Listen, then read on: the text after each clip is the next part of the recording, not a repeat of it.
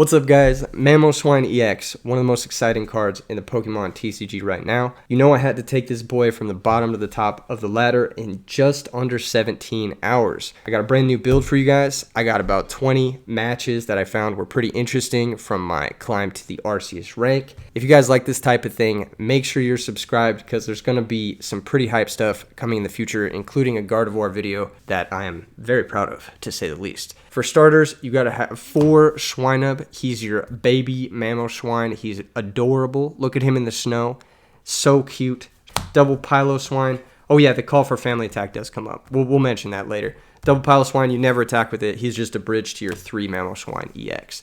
This card has the Mammoth Hauler ability, lets you search for any Pokemon once per turn, and Rumbling March lets you deal 1 billion damage, huge muscle, for every stage 2 you have in play except for himself. He can deal up to 340 or even 380 damage, knocking out every Pokemon that's commonly played, including Dragapult, Gardevoir, but yes, everything, even himself, sadly, Mamo on Mamo crime, you hate to see it. Double Pidgey, double Pidgeotto, and double Pidgeot EX.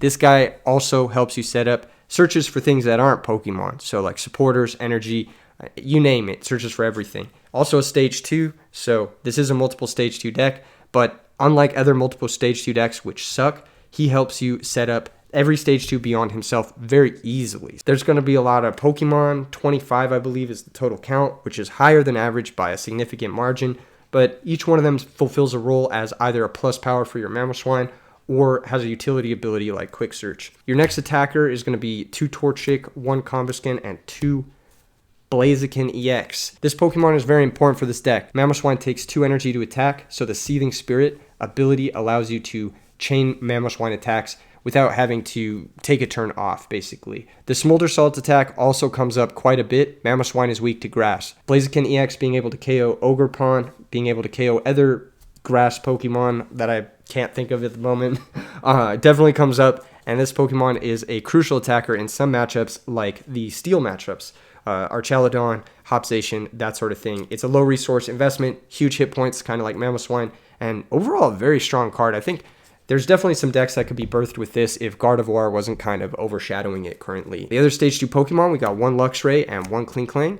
You can cheat these Pokemon into play with their respective abilities. Klinklang can come into play if it has, or if your opponent has a stage 2 Pokemon in play, and Luxray can come into play if your opponent has more prize or less prize cards than you. Plus 40 damage to your Mamoswine, basically for no setup at all. And the last Pokemon you play is 1 Fezandipiti EX. This is a key staple in the format. I'm not playing the Cornerstone Ogerpon. I noticed a lot of lists were playing it. I tested it extensively, and I found it to be superfluous. As long as you were setting up Mamoswine, you won the game anyway, so you don't really need any of those like cute little techs. Just focus on the consistency of the deck, set up your Mamoswine, hit for 340 every turn, and you should be good to go against just about everything. For the supporters, for Arven, this is still the best supporter for getting set up going second. Once again, if you focus on getting set up with this deck, you're going to have a good time. Sad part about Arven is it's very bad into Voodoo, and I'm going to keep pronouncing it Voodoo. I don't care what the comments say.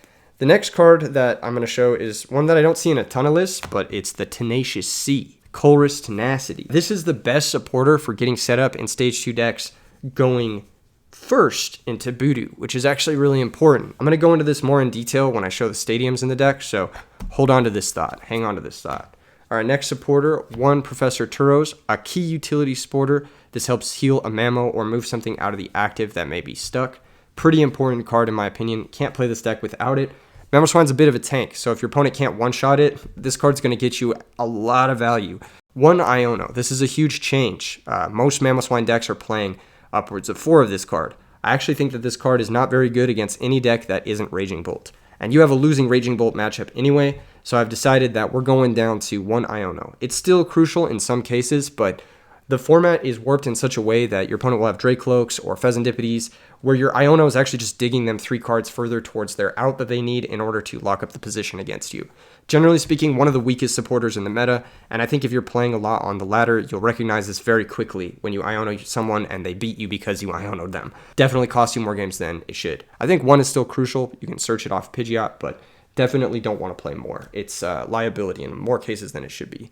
Triple Boss's Orders. Now, if we're talking about overpowered, this is a supporter you want to play every turn that you can. You want as many of them as possible. You want to be able to draw into it as often as possible. I was actually playing 4 for the majority of this video. I did cut the 4th for a counter catcher, but I don't think the counter catcher is necessarily strictly better than the Boss's Orders. I actually think that Boss's Orders comes up quite a bit because in a lot of matchups like Gardevoir or Dragapult, you'll actually be ahead for most of the game. And so Boss's Orders is really important to be able to close out positions, take that initiative, knock out the Fezandipity that's keeping their resources flowing, and yeah, that's pretty much it. I do like Boss's Orders quite a bit in this deck. I think that 4 might end up actually being correct, but for now we got one counter catch. 4 rare candy, stage 2 deck. Needs no explanation. You just skip the Evo, go straight into the stage 2. 1 switch. This is a card I don't see a lot of people play, but I think it's pretty crucial. Oftentimes you'll have 2 Mamos set up. One of them will have energy, one of them will not. Your opponent will try to buy turns by bossing the one with no energy. You want to keep it in play. You don't want to Turos it out of play because that'll weaken your other Mamoswine. And you don't want to spend your supporter moving it out of play on using something like Kieran, for example. So I think that 1 switch is pretty crucial. It allows you to also support her in the same turn. So yeah, it's a pretty strong card. You can switch your bossed Pokemon out of the active, and then you can also do something like boss yourself. So getting 2 actions in 1 turn is obviously overpowered. 1 Earthen Vessel. This is option select off Arven to get energy if you don't have it. It's also pretty crucial to have a discard outlet in this deck because positionally speaking, you'll need to put in energy in the discard pile for a lot of late game setups. 3 Buddy Poffin for Pokemon Search and 1 Ultra Ball. Buddy Poffin's the best setup card for this deck, comparable to Precious Trolley in a lot of ways, honestly, because the only thing Precious Trolley gets that Buddy doesn't is Fezandipity, but Call for Family gets that, so you don't really need to worry about it. And if you set up Mamoswine, you can always search Fezandipity. It's not a big deal. I was playing 4. I ended up cutting 1 because it was clumping later in the game, and I needed more space for stuff like Colress Tenacity or stuff like Switch that was actually provided crucial utility. This card is really important for this deck. I could see playing 4, but like I said, it does clump later in the game. It's not a great draw past turn 1. 1 Ultra Ball, because if you set up 1 Mamoswine, you set up the rest of your deck. So you don't need more than the first Ultra Ball. You can search it off Arven. It's an option select. It can also be a discard outlet to get those energy in the discard pile that you may need for those late game setups as well. This is it for the Pokemon Search. I think it's plenty alongside Call for Family and Mamoswine. For the tools, 2 TM Evo. I do need another Reverse Holo. And 1 Rock Chest Plate. I actually couldn't find my Rock Chest Plate, but I'm sure it's there somewhere. Cheapest card in the deck, and I couldn't find it for the deck profile. TM Evo makes sense. It's just a setup card for your stage 2s. And then the Rock Chest Plate is important for adjusting certain numbers. I think the most important one in the format right now is the Galvantula in the Joltik deck. Can't KO a Mamoswine if it's equipped with the Rock Chest Plate. That's one of the most important ones. And now finally for the Colress Tenacity Stadiums, we've got 1 Jamming Tower, most useful against Gardevoir, but it has applications against the ancient decks as well. 1 Town Store to be able to search those tools we talked about earlier, and 1 Grand Tree. This is your A-spec of choice for this deck. This card is uniquely busted. I think that if you're considering another A-spec for this deck, it's kind of overshadowed by cards that aren't pink, basically. Precious Trolley being the number 1 that I see in a lot of decks. That is totally overshadowed by just like playing a Buddy Poffin. Does the same thing most of the time, honestly. Grand Tree, however, allows you to set up on turn 2 for a turn 2 attack, going second through Voodoo with Colress's Tenacity. So you can be item locked. You can attach for turn 1, your opponent item locks you with Voodoo. Turn 2, you play Colress's Tenacity. You search your second attach, you play Grand Tree, it levels you up to the stage 1, then to the stage 2. Mamoswine gets you another search, you can grab another Pokemon, and then you actually get a turn 2 attack through being item locked. Getting that initiative, maintaining that initiative is very easy to do once you get that first Mamoswine set up. It gets the ball rolling, and once the ball is rolling, it's Sisyphus, baby. Your opponent cannot stop it. This is an incredibly strong card. I can't recommend playing this deck without it, honestly. It really does make it so that this deck feels unstoppable once it gets going. Even against other stage 2 matchups where they can utilize the Grand Tree against you, your stage 2s are better than theirs. You've got Pidgeot, which is the best searcher, and you've got Mamoswine, which KOs any stage 2. Sometimes if your hand is exceptionally bad, you'll go Town Store, or if you prize Grand Tree, for example, you'll go Town Store and you'll search TM Evo and you'll set up that way. Still works under Voodoo, so you have a backup plan in case you've prized the Grand Tree. For the energies, 1 Fire, 5 Fighting just so you can attack, and then 1 Jet Energy. I heavily prioritize being able to move your Pokemon. Positional mobility is super important in Pokemon, And this card is searchable off of Colress's Tenacity, which can help get you set up earlier in the game as well. You can do something like, let's say you start a Torchic. You can go Colress Tenacity, search Jet Energy, attach it to a benched Pidgey or Swinub, move it to the active, and then use the Call for Family attack to get fully set up, which is really nice as well. So there's a lot of utility with this card. It also helps you have an extra switch effect later into the game. That's it for the deck profile. Once again, if you guys like this video, if you guys like the matches that you see later on, if you guys want to see more Pokemon content or other stuff, let me know in the comments below. And subscribe. It lets me know that you guys want more of this thing. I'll see you guys in the matches. All right, boys, gameplay time. Now, before we get into the matches, I just would like to say that generally speaking, it is better to go second with this deck. Arven is still really powerful going second, and it gives you the initiative in a lot of instances when you're able to get that first turn attack or that first turn supporter use. So I do think that going second is generally better. That being said, I was randomly picking first and second here and there because lower on the ladder or earlier into your ladder climb, there are a lot of people trying to cheese you with like Hop Zacian and that sort of thing. You definitely want to be going second against that deck because you don't want them to get their attacks off. But there are certain decks that going first, if it's like a Poison Donk deck, you kind of want to be going first against. So I was judging based off of people's sleeves what I thought was the ideal situation. And yeah, I was just randomly picking it, let's be real. But definitely, if you're going to a tournament with this deck, which I don't know if I'd recommend, honestly. I don't think it's as good as the other tournament decks. It's pretty good, but yeah, maybe you really like Mamoswine or whatever. But if you are going to a tournament with this deck or whatever, I would recommend picking going second because you're going to see a lot less of that sort of poison shenanigans in actual tournaments. So starting off, this is one of the earlier rounds. This is up against Hops Zacian with the future sort of package. And you'll notice here that I've got the Swinub Star and my hand has got Colress Tenacity and my opponent's got the Cramorant and the Iron Valiant setup. Computer lagging a little bit there. But they are going first, so I chose to go second. So generally speaking, against the Donk decks, you want to be going second. There are some instances where going first is fine. Like if you're in a stage 2 matchup, going first is actually not too bad. It might actually give you the initiative for the first KO if you have a Colress Tenacity in your hand or something like that. But you do have to pick going first or going second before you see if you have Colress Tenacity or Arven. So that is kind of the ugly part of this whole scenario. Man, if only there was an easy answer to this. There just isn't. Opponent starts off with his setups. He's got the Cramorant with the Miss Energy. And the nice thing about these Donk decks is that usually it's just a bunch of glue eaters playing this deck. Like straight up, it's usually a bunch of people who just do shit like retreat with the Mist Energy there. And thankfully for us, we do top deck Buddy Puff him, but we would have had the Call for Family attack anyway, so it's not that big of a deal. I'm able to Colress Tenacity. I'm going to go ahead and find the Town Store. Do I not find Town Store? I guess I grab Grand Tree because Grand Tree isn't really going to help the opponent, so it's pretty one-sided here.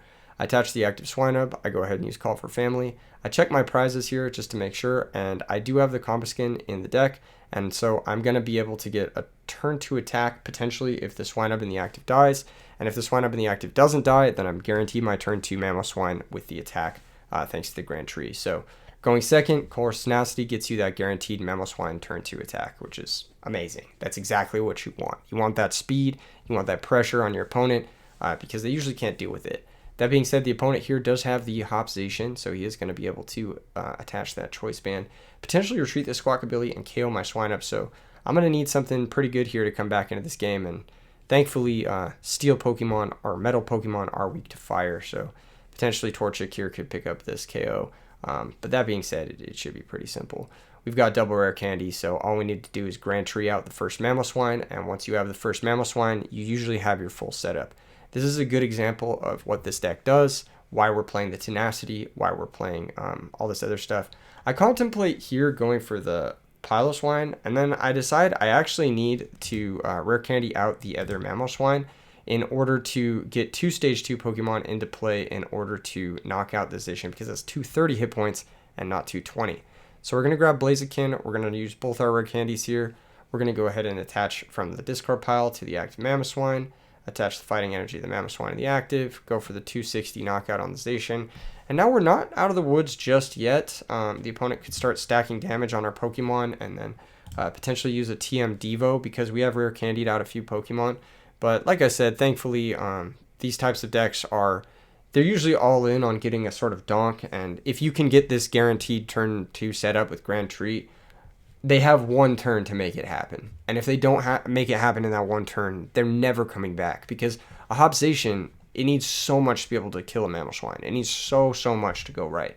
You need to have 4 energy. You need to have all the boosts. And even then, I don't even think it hits 300. So, or it hits exactly 300. Might be 330. Still doesn't even KO Mamoswine. And then you can return KO with Blaziken for the closing. So, yeah, Cramorant never hitting the Mamoswine numbers. You don't mind this card at all.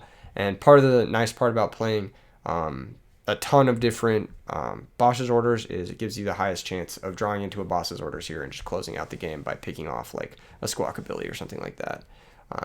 He goes for the TM Devo, trying to set us back quite a bit, but that really doesn't matter because we can just rare candy out the other one, start hard evolving our Pokemon, and not be too worried about this in general. Yeah, just start piecing together another setup. Go ahead and grab the Combo Skin. Go ahead and get the Blaziken. Oh, we don't have it. Oh well, we can rare candy out the other one. Not too big of a deal. Earthen Vessel, pitch the Kling Klang, which is dead in this matchup. Grab the Fire Energy, because obviously we're going to want that to be able to knock out that Zacian. I'm going to go ahead and search for, I think I grabbed Swinub or Pheasantipity. I'm not sure. Oh, Pidgey. We go for Pidgey. Yeah, in this matchup, I prioritize Blaziken a little bit because it can knock out the Zacians, so it's a good comeback attacker. But yeah, here, there's pretty much no shot we lose from this point. We're actually just so far ahead that it's going to be impossible to lose. He can hit the Mamoswine in the active, but then we've still got Blaziken, Piloswine, all that stuff going on to be able to close this game out. He can only get one more attack in before we are able to take the last 2 prizes on the Zacian. So Grand Tree's going to hopefully go on contested. Here he represents the Iron Bundle. This could be annoying. He could put something in the active that we can't retreat, or he can put something in the active like whatever, but thankfully we did bench that Pidgey, so we do have a 1 retreat cost Pokemon if he wants to go for it. But now he has Prime Catcher, which is a little annoying. He's sticking the Piloswine to the active, so yeah, that's kind of annoying. He's a little bit harder to move than the other ones. Thankfully, you'll see we have that Jet Energy option select in the hand, so yeah, no big deal. He can knock out the Piloswine with the Zacian if he has the Choice Band, but it looks like he doesn't, so he's going to be forced to go into the Cramorant. Get the knockout, he's going to draw a prize. I'm going to switch into Mamoswine. I'm going to draw a rare candy, and the opponent's just going to concede because he realizes this is checkmate. So a lot of the donk decks there are going to be pretty similar to that. This is the next sort of evolution of the donk deck, which is going to be the Archaludon version, which can set up the Zacian to do more damage. I don't know why the quality is 13 pixels. Let's see if we can adjust that to higher quality. There we go. Beautiful. All right. You'll notice my hand here is pretty weak, but we do have 2 Pokemon, so we're not going to get just super donked by Hop Zacian. And we do have an energy attachment and a rare candy, so we can maybe make something happen here. We notice that the opponent is playing Hops thanks to a lucky mulligan. Mulligans are very important to give information on how you're going to play a game, basically. Because sometimes you can see a Pokemon like Pheasantipity in the active, and you don't know, and you commit to permanence that you otherwise wouldn't have wanted to commit to. So, but yeah, there's a second candy off the top for the mulligan. Opponent's got the Snorlax. This is a bit more telling. Either it's a donk deck or something like that. He did elect for us to go first, I believe, or we chose to go first. I don't really remember. I think he elected for us to go first. We got the Fighting Energy, and I'm strongly considering where to attach the Fighting Energy, because if the front active Pokemon gets donked, then we won't be able to attack with Pokemon the next turn. I also considered attaching it to the Torchic, but because I do have the Torchic in play, I'm thinking that there's potential for me to be able to find Mamoswine into Blaziken into the second energy to be able to attack off the top of the deck. It's a little bit dicey here. You can see why Iono is bad. It gets rid of the rare candies. It doesn't tutor the Mamoswine we need. It's not really going to interact with the opponent's board in any meaningful capacity, and we're going to be hit with the Zacian so fast that the Iono shuffling their hand away, it just isn't going to matter. He's got the switch. He's got the Zacian in the active. He's going to be able to deal 60 and now 90 thanks to the Choice Band, and he's got a Metal Energy attached to it, setting up for that Brave Slash later on. He's going to go for the attacks here. He's going to do 30 to the Torchic. So now I'm going to promote the, I believe, Swinub. Yeah, I promote the Swinub. I go ahead and draw for turn. I find a Pheasantipity, which is a very, very insanely good draw. So this is kind of more of what you want. You want more cards that are going to add to your potential rare candy comebacks. Shuffling your opponent's hand back, it doesn't do anything to their board, which is kind of what you need to come back against.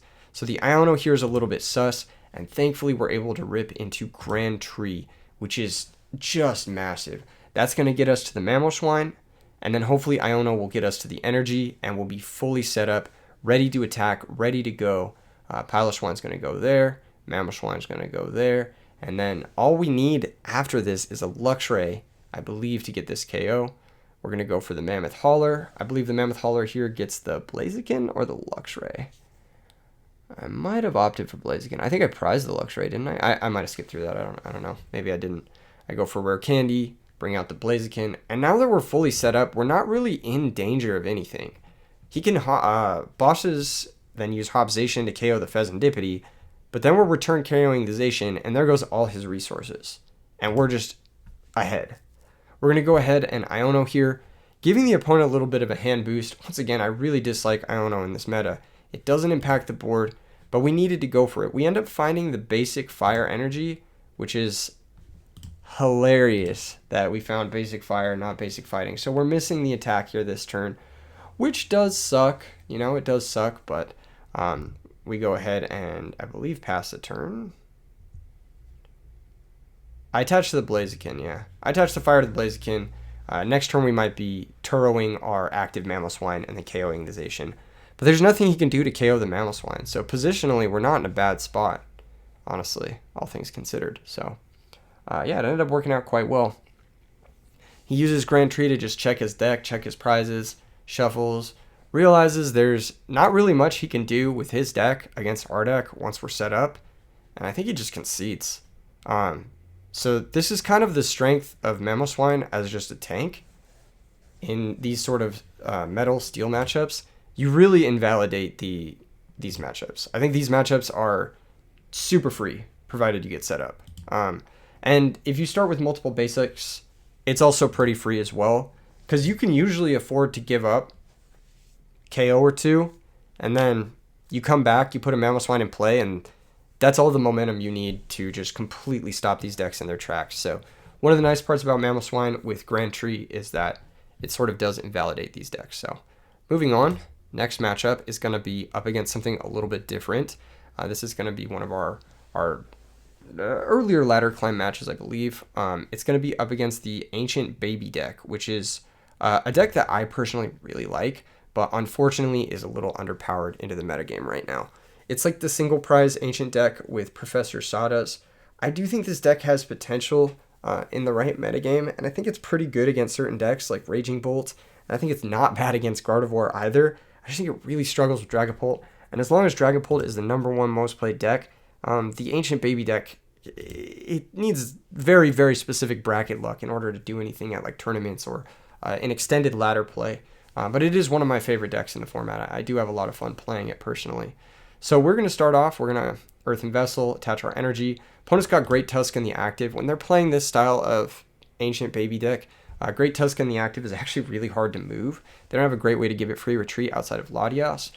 So I feel pretty safe attaching to the active here, knowing that I most likely will not be getting knocked out on the first turn here from the opposing deck. That being said, he can go for the Secret Box here and find a full setup, who knows.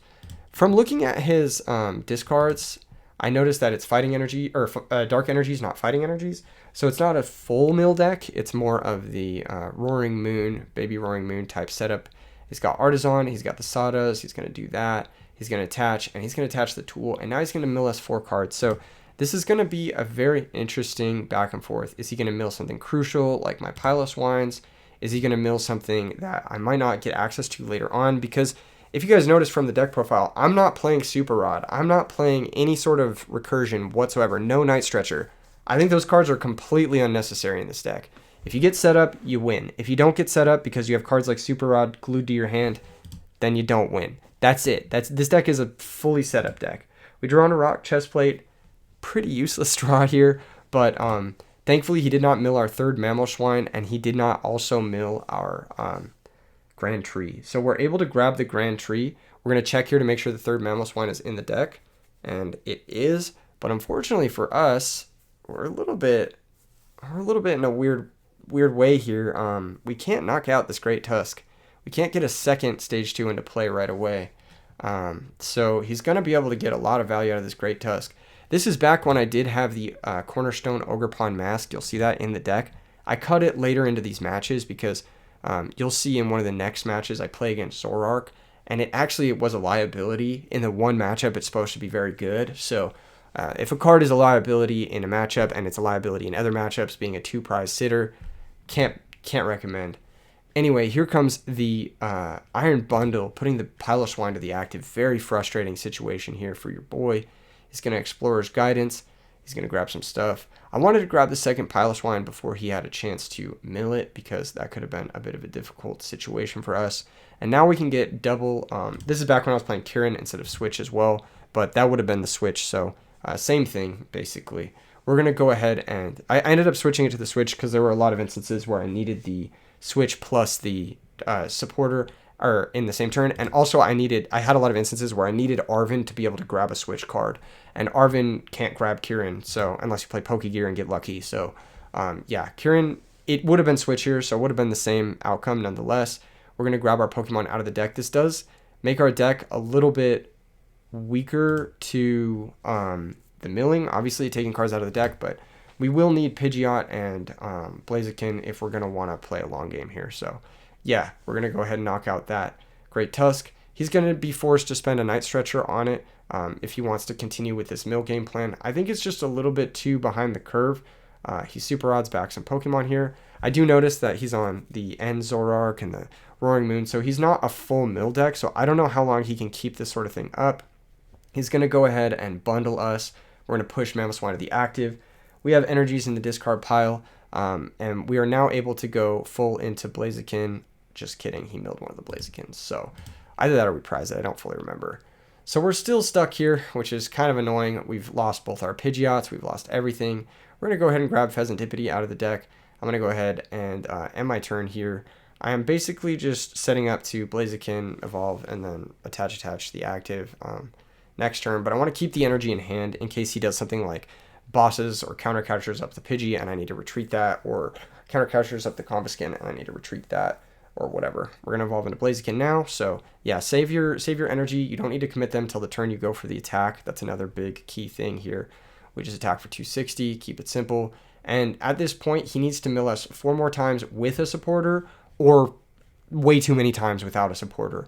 And even though he has Night Stretcher for the Great Tusk, he's going to eventually miss on the Ancient Supporters and potentially even deck himself going for Explorer's Guidance this many times. So I think we're actually in a dominant position here, despite things looking dicey deck count wise and the fact that we're out our Pidgeot. The nice thing about Blaziken here is that because he's milling us, we have access to all the energy cards that he does mill, and we now have access to that Fire Energy card in the discard pile. I'm going to go ahead and boss his orders up. The other one that can't attack, I'm going to Seething Spirit, attach the fire to the active, and pass the turn. Just setting up so that we can attack or retreat next turn. He goes for Counter Catcher on the Pidgey. This doesn't matter. We have another energy in the discard pile. He only mills us for 1 there because he doesn't have the supporter. He's run out of gasoline, and we were able to retreat. He also can't... Oh, he doesn't mill us at all because he has 1 energy attached to his guy.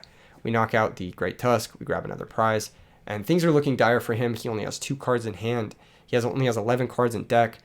We are still in a really tight position. He does have Pheasantipede to sort of pull back into things, but he doesn't find another Ancient Supporter, so he only mills us for 1. He still needs to mill us 2 more times to win this game, whereas we only need to get 1 more attack because that Pheasantipede is on the bench and we have Boss's Orders in hand. So yeah, we are able to take it down. That deck just bleeds resources way too fast, and we are able to get those powerful attacks off and streamline them. And there really isn't a great counter catcher stall out besides Blaziken. So once you get the energy on the Blaziken, it's pretty solid for you to be able to push through. The Ancient Baby matchup I think is really solid, unless you commit liabilities like the Ogerpon, if that's in your deck, or like Pheasantipede sometimes can be a liability. But I do think that the Ancient Baby deck is a little bit favored for this. You hit very hard and they don't hit you very hard back. Unless they mill key resources and they go for a turbo mill plan, they mill your Piloswine or something like that, or mill your candies or whatever, then it can be tough, but they have to get really lucky for that to happen. So yeah, solid stuff. Moving into the more complex matchups. The next one is going to be, I believe, up against Lycanroc. Oh my gosh. So yeah, this one is interesting. I just showed you guys a match up against Mill. And in this matchup, we're actually playing the Mill deck. ourselves. It may not look like a mill deck, it may look like a Mamoswine deck, but I want you guys to know that not that long ago, there were formats where just sitting on a 300 hit point Pokemon and being able to heal it was definitely enough to deck people out.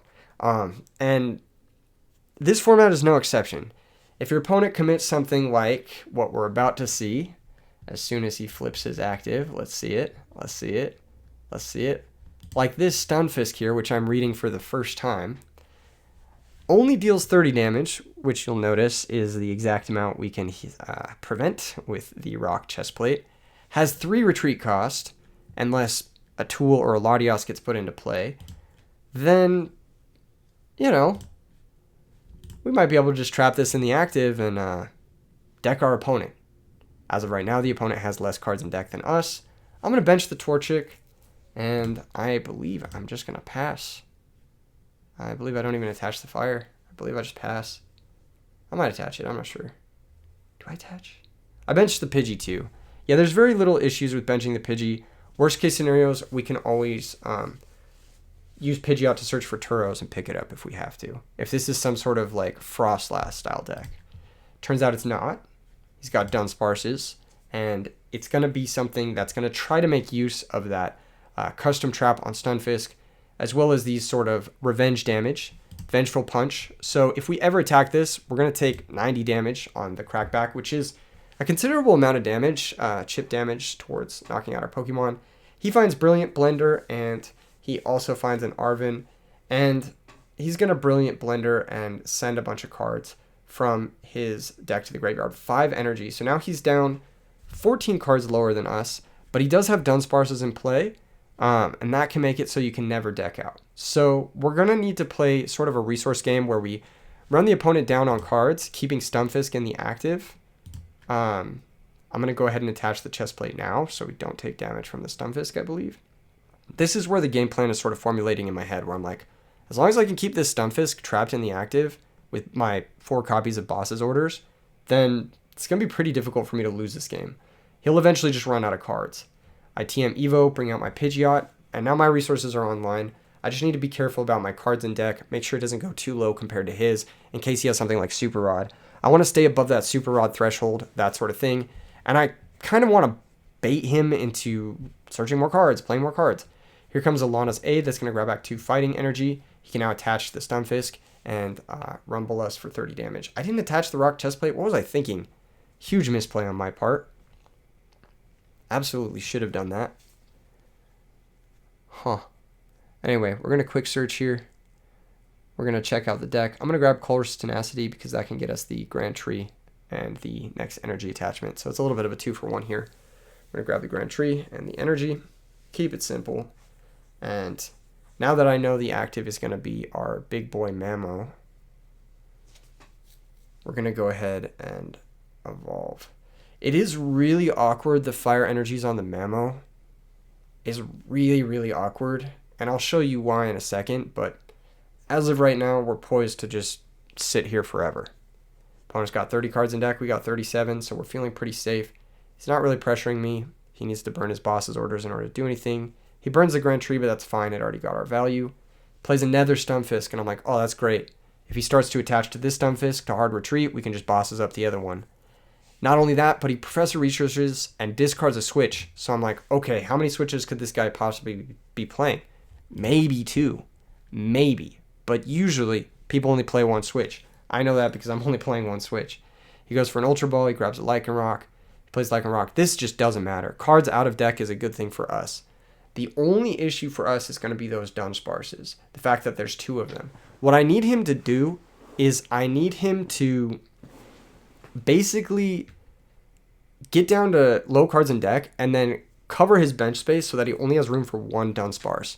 So that way we can boss his orders and KO Dunsparces while he decks out, basically. That's kind of like what I need to happen. I need to get down to that low deck percentage, and then I need to get him... How do I say this? I basically need to force him to commit those Dunsparces, shuffle away the cards. I need to start threatening him, more or less. I'm going to go ahead and Mammoth, whatever, find another Blaziken. I'm just playing cards because he's played cards, so I feel safe playing cards. The threshold I want to stay in is double Super Rod if possible, single Super Rod at minimum. So we're 8 cards in deck above him. He's going to Arven, grab a couple more cards out of the deck.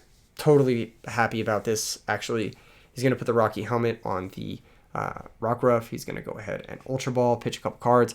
And this is a nice thing about our deck and Counter Catcher, that sort of deal. You can just play around it by not attacking the opponent. You don't have to play into Counter Catcher ever if you don't want to, basically, which is nice.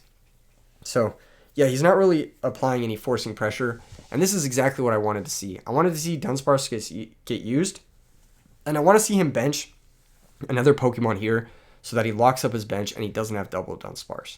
He's going to Ultra Ball, he's going to search, he's going to grab Dunsparce. I'm like, okay, the big Dunsparce. He's going to evolve it, he's going to shuffle back. Please bench a 4th attacker. That's what I want to see here. No, not a second Dunsparce. Very difficult. That being said, he's churning through his deck very fast, which is good for us. And his Pokemon is still just locked in the active, which is nice. He's down to Boss's Orders, I believe, but he might still have one more that he can pull up one of our Pokemon. But we still have Turos. I believe we still have Jet Energy, and I believe we still do have Switch or Kieran. I can't remember what I was playing this early on. He goes ahead and locks us in the active. Totally fine. We find Buddy Puffin, whatever. We're going to go ahead and quick search, check our prizes. We do have Switch, yeah. I find the rare candy. I'm going to rare candy out the second Blaziken. This will give us maximum energy, bring back type shit. You know the vibes. We grab the second Mamo. We can rare candy that out next turn and sort of work that together. But yeah, for the most part here, we're just chilling. Thankfully for us, the opponent did bench that Rockruff. I must have missed that on his last turn because it's 2x speed. So now he only has one Dunsparce in play, and so the game is pretty much a wrap as long as we can keep Bosses ordering the Dunsparce when he gets down to 3 cards in deck, or 2 cards in deck. He bosses up the Blaziken, he attacks with Rumble. I don't care. I still have 10 more turns I can sit here with this Blaziken. I don't need this Blaziken to even survive, honestly. He can Iono to put cards back into his deck, but because he's burned through his resources with stuff like Ultra Ball, I go ahead and Turos here. That might have been a mistake. But I think because I still have the Switch, I wanted to force him to burn through his deck more, find another Boss's Orders, and go for that. This is going to be my only opportunity for the rest of the game to get this Fire Energy off of the Mamoswine. So I considered attaching the basic to the active Mamoswine and then hard retreating to something. But it would have meant that he could deal a significant amount of damage, and I would have eventually had to burn my Switch. I'm not sure. I'm not sure if this was a misplay, a small play error on my end. It could have potentially resulted in a loss here for me if I did not retreat, but I elected not to do it. It could have been a mistake. I just didn't want him to, like, I don't know, deal more damage. I don't know. I think I should have attached and retreated that Mamoswine, though. I think that should have been the play. I retreated into the Swinub that was on the bench. So, yeah, that was a pretty big mistake on my end, but it doesn't really matter. It's ultimately the same. Same end result because he's only got one Dunsparce, and you guys know where this game is headed. We can just sit here forever. This is why I think that playing too many reactive cards, too many cards that are dependent on your opponent doing exactly what you want them to do, is just not necessarily good in the Pokemon trading card game because you just give your opponent plenty of time to stack up enough proactive resources to make it pretty impossible for you to ever come back. Even though you have all these reactive cards, they'll eventually choke you out of them. Here comes the next and final Boss's Orders, which I wanted to preserve my Switch for, so that's that. He's going to attack this Blaziken. He's got 10 cards in deck, and he's evolved his Dunsparce now, so he can no longer shuffle back. He totally doesn't understand what I'm going for here, which is fine. That's totally understandable. He's going to go ahead and draw Pass for a few more turns, Iono, and then eventually run out of cards in deck. So we're going to skip through this just so you guys don't have to sit through my opponent decking out. I just draw Pass. Yeah, Pokemon having huge hit points here is a large upside. Once again, draw Pass, draw Pass, draw Pass. Opponent's getting lower. He's going to eventually be forced to Iono himself, but because he has 6 prizes, Iono shuffling back cards is only going to buy him 2 extra turns, and there's just nothing left in his deck that can even get him to the end here. I use my Switch, bring out the Mamoswine, and now even if he does have another Iono, even if he does have another Boss's Orders, it's just over. He doesn't have the resources in order to close this game out, and we're going to win this one handily. So opponent made some commitments, the second Rockruff or third Rockruff there instead of the second Dunsparce, and evolving into Dunsparce EX with the greed of being able to one day potentially one-hit KOing our Mammoths, it's just not going to come together for him. So, yeah, he's going to stall us out on the timer because he's salty that he decked out and lost on turn 1 of the game with Stunfisk being his active Pokemon. But that's the power of Rock Chestplate in this deck. And yeah, it can help you buy a lot of time. And in this case, oh my god, I can't even speak straight. In this case, it bought us the entire match, just having a Rock Chestplate on the Mamoswine. So that's the value of this card in this deck. Obviously, Lycanroc is not really that meta of a deck, so, you know, it's a corner case situation, but just a flex, kind of a memo flex. All right, moving on. The next match is going to be up against, I believe, a more meta deck, which is going to be Gardevoir. So this is going to be our first match here up against Gardevoir. Let's go ahead and update this quality. It's so fuzzy for some reason. All right, cool. And we've got Klinklang. We've got a Pokegear, which I was testing out one Pokegear over one bosses, but you'll see it's kind of irrelevant. Yeah, earlier on I was testing out a lot of different cards. One Pokegear, I was testing out a bunch of different stuff. We do go first, so we're going to Buddy Poffin, and hopefully the Pokegear is going to find us a Colress's Tenacity, but this is my first matchup against Gardy. I just passed the turn like an idiot. Pokegear is going to get locked by Voodoo. Straight up. Huge mistake on my part not firing it. So, yeah, huge mistake. Obviously an issue. Attaches Hard Charm or Bravery Charm, whichever it's called, to the Voodoo. But thankfully for us, the opponent goes for Iono. We would have been completely locked under Voodoo there. But Iono is played, and we are able to find that handy-dandy Rock Chestplate and a few other plays. Once again, we were still on the Ogre Pawn in this build. That card inevitably gets cut. It is completely useless in this deck. It does wall out Charizard or something like that. Corner case stuff. It's not real. It's not real. All right?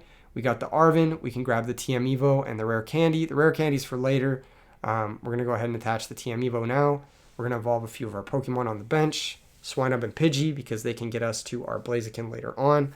And that's it. That's all we need. We're going to take maybe another 20 here from this Voodoo. But then we can get the chest plate down if we want to. So, yeah, that's that. Next turn, we can call for family. We can grab Pheasantipity, make it so that it's maybe not what he wants to do to knock out the Swinub. So, we'll see. Ultra Ball is going to find a Monkey Dory. Monkey Dory is a huge pain in the ass. This card is the best card in the format, in my opinion. Best Pokemon in the format. It's not close. It allows you to attack twice with most decks. It allows you to reverse situations. It allows you to just do so much. Even the confusion attack itself, every part of Monkey Dory is good. The hit points are good. It doesn't get donked by anything. It's not a bad starter. Only one retreat cost. It's splashable in all of the best decks. Roaring Moon, Gardevoir, Dragapult, in my opinion, 3 of the best decks. The only most powerful top decks that can't use it are Joltik and Raging Bolt, and I think that's part of the reason why I wouldn't consider them to be as strong as the other 3 decks I named, which is Roaring Moon, Dragapult, and Gardevoir. So, yeah, just definitely a thorn in our side.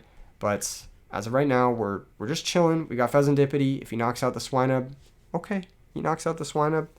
No biggie, no biggie. We can attach the energy now. And I decided to do that just so we have the attack if he does decide to knock out the Swinub.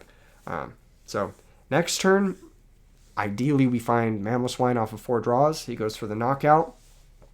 Maybe advisable that he shouldn't do that, but we're going to promote Pidgeotto as free retreat. We find Boss's Orders. We draw 3 more cards, and we find Kieran. So not exactly what we were looking for. Also, the Fire Energy not being fighting means Piloswine can't knock out the Voodoo, but we are able to Boss's Orders up to Monkey Dory, maybe force him to discard his Dark Energy.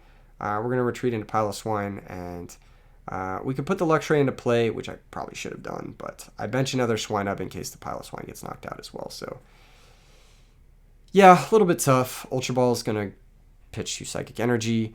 Opponent's kind of breaking in their own way, not getting Gardy set up.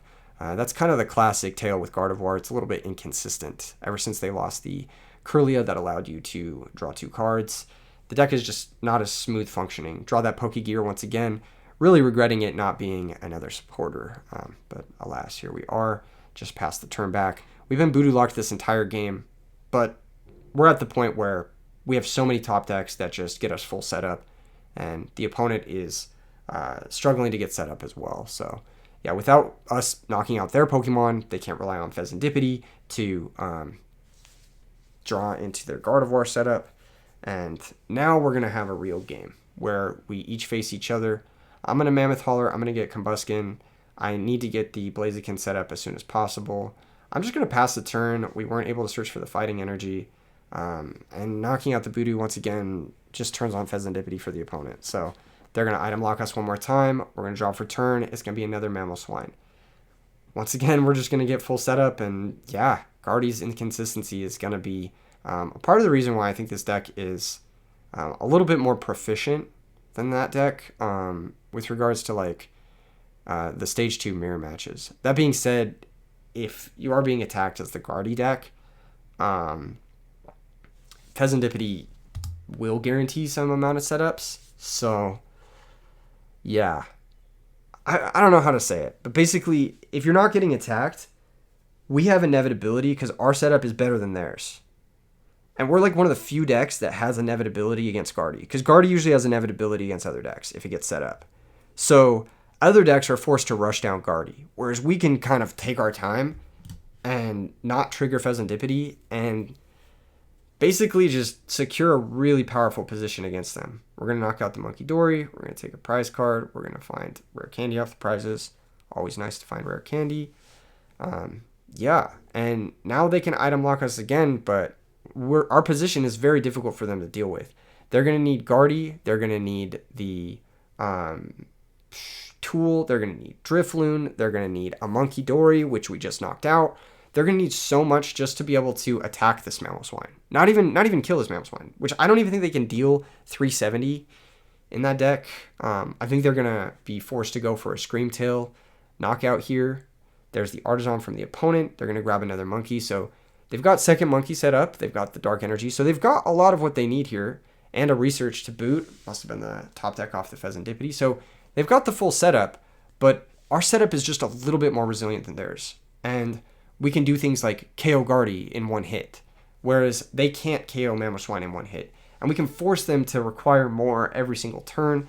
And we're up the prize exchange. Well, not right now. We're down the prize exchange right now. But we will be up the prize exchange. Now, if he commits too much to the Screamtail, we can even have 3 prize turns with the Tool Jammer, with the Jamming Tower.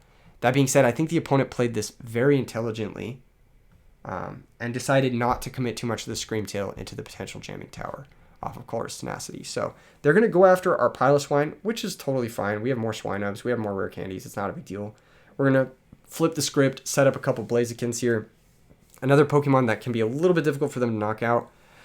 I'm thinking here if I want to attack the active or if I want to go after the Gardy. If I Luxray, I can then Boss's Orders the Gardy and knock them out. I get the Fire Energy in the discard because I just want to get that down for the Blazikens so that even if I get Iono'd, which Gardy is going to do, and this is exactly what I was talking about in the deck profile, you really do want that stuff in the discard pile. We can grab the Jamming Tower at any point. I'm going to go ahead and grab Colress Tenacity here and make a crucial misplay. I forgot that I can't Colress Tenacity and Boss's Orders in the same turn. So I decide to Boss's Orders the Gardevoir, and I'm not able to set up the Jamming Tower like I should have. But yeah, we go for the Rumbling March. But yeah, I definitely should have grabbed the Jamming Tower there to make sure that the comebacks were few and far between. So yeah, anyway, they do have another Curlio, so they're able to set up another Gardy, but we now have a little bit of the initiative here with regards to the prize exchange. The opponent is going to be able to take a 2-prize knockout with something like Screamtail sniping Fezandipity and Monkey Dory moving damage, but if they do that, then we have the Jamming Tower plus 2-prize knockout next turn with, of course, Boss's Orders, so we will be able to have a 3-prize turn. So I'm forcing them to commit further into taking 2 prizes here. They're going to counter catcher up a Blaziken, which is fine. We have an energy in the discard. We can just retreat the Blaziken if we have to. We could even attack with the Blaziken if we have to. This is really not a big deal. He's going to go ahead and snipe the Fezandipity for 160. So playing around that Jamming Tower, but also just not taking a prize on the turn. So we're going to go ahead and attach the fire to the active. We can now Pidgeot for the Boss's Orders if we want to. We could Pokegear, try to hit another Boss's Orders if we want to. We could attach TM Evo so that we don't have another dead card. We're going to go ahead and retreat into the Mammoth. Mammoth is going to go for the Hauler. Hauler's going to grab another Swinub out of the deck. But yeah, still can't even touch this Mamoswine. And they're just falling super, super far behind here. I go for the Arven, grab our Candy. I don't know why I did that. Probably should have just bossed his orders, but I figured I could always boss next turn and knock out the Pheasantipede, and that would be checkmate. They can't really take 4 prizes in one turn here, as far as I know. So I think we should be okay. And then I started thinking about it, and I'm like, oh no. They actually could absolutely take 4 prizes in this turn. Double Munkidori move onto Pheasantipede, and then counter catcher up the Pidgeot, and then knock it out with Drifloon. So I made a huge, crucial misplay not getting the Jamming Tower down. Yeah. Crucial misplay. Huge choke on my part. So, yeah. Thankfully for us, that means they would have to somehow move one of their bench Pokemon out of the way to double Munki, and they can't do that. They Iono us. They're going to be able to confuse us with Munkidori to buy some time, but I can always Pidgeot for Switch or Kyurem. Would have been Switch later on, but yeah, we eventually changed the Kyurem to be a Switch later in these games. We go ahead and find Arven. I Pidgeot. I go grab the Switch card, and we just are fine. Either that, or we could take a gamble on a coin flip here, which is, I think, what I try to do. What do I do here? I knock out the Munki. What do I do? I actually don't know what I do. I forget what I do. But yeah, grabbing the Switch is the obvious pick, right? You just switch and you KO the Munkidori. I think that's what I end up doing. I forget if I KO it with Blaziken. I think I KO it with Blaziken. No, I can't. Oh, I can, actually. I have 2 energy in the discard. Yeah, I probably should have KO'd it with Blaziken. Retreating the Mamoswine's actually kind of not that good because I guess I could always Turos next turn and then attack with Blaziken, but yeah, if he confuses me again. This was a really weird game. I think that it really came down to the opponent not being able to utilize Munkidori on the turns that he could have. Because there were definitely turns where he could have moved damage, and then gotten the KO over the course of the long game. Like, last turn, he could have put damage counters on his Munkidori, his active Munkidori, then moved the damage onto the Pheasantipede, set up for the Munkidori plus two prize knockout this turn as well. So I really do think that the opponent messed this game up pretty badly. Definitely could have had a couple of Munkidori activations where he didn't. And that's why I think Munkidori is the best card in the format, because it just lets you attack multiple times per turn. Gonna retreat here, gonna move the damage around, but yeah, that would have been 2 prizes onto the Pheasantipede, and then could have powered up the Drifloon and maybe done, was it 300 to the Mammoth? Still not enough. Would have had to have a counter catcher as well. But if he did have a counter catcher and he had planned ahead there, would have been really good. So here I think I just, what do? I check to see if I have Turos in deck, right? I don't. Is it my last prize? It's my last prize. That's crazy. Huh. Crazy. Do I lose this game? I might lose this game. How do I win? I think I have to hit a coin flip. It comes down to a coin flip. Oh, that's crazy. Grab Jamming Tower. But Jamming Tower shuts off my tool too, which is pretty important. Okay, I have Jamming Tower, and then I Seething Spirit. Attach to the bench Blaziken to make sure I can retreat and attack next turn. I go for the Confusion Flip and I flip Tails. I think I lose this game. Straight up, don't I? I should. Wait. Do I lose this game, or does the Jamming Tower stick? Munkidori moves on to Pheasantipede. They draw 2 cards. Are they able to find a way to out the Jamming Tower and attack the Mamoswine with the Drifloon? They go for Secret Box. Search their deck. They have no Stadium to play. They Iono us. Is there an out? Is there an out? Can they get out of this? This checkmate situation. This is actually a tense game. Holy shit, I totally forgot this. This is actually kind of hype. This was one of the first matches I had against Gardy. A lot of mistakes on both ends. Definitely a lot of mistakes on his end, playing around stuff. But yeah, here we are able to grab the fighting energy, and we can just attach the Blaziken, double Blaziken, Seething Spirit to the active, retreat this, and then get the guaranteed KO on the Monkey Dory. Man, that was actually a tense game. I definitely think we both played this imperfectly, but once again, it was a lower ladder match. It's like one of the first matches I played against Gardy, and as you're playing, you can really pick up on these like positional things that you're supposed to be doing differently. And one of the nice things about recording your matches is that you can go back and watch them and see like, man, I really should have done this differently or that differently. Like the turn I searched Colress Tenacity, that was silly. I should have searched like Jamming Tower or an Energy or something like that and gotten more resources in circulation. Like, that would have been much better for us. Prizing last prize Turos is obviously very unlucky as well. So yeah, nice stuff, but we were able to take it down versus Gardy. A lot of that match was them like failing to get set up, and then once we started triggering the Pheasantipity, it was all downhill from there. They were able to get fully set up, and then the Monkey Dory allows them to pull back from even very, very, very dire situations. So a much closer game than it probably should have been for both of us missing our setup for that long. All right, the next match is going to be up against Dragapult, Dusknoir, which is the most popular deck in the format as of right now. This was, I think, a later game I had, but I wanted to show it earlier in the video because I wanted to show you some of the issues with prizing in this deck, because in this match in particular, I prized some very, very, very key cards, and it causes me the match. And otherwise, I think a favorable matchup. I do think that this matchup is pretty good.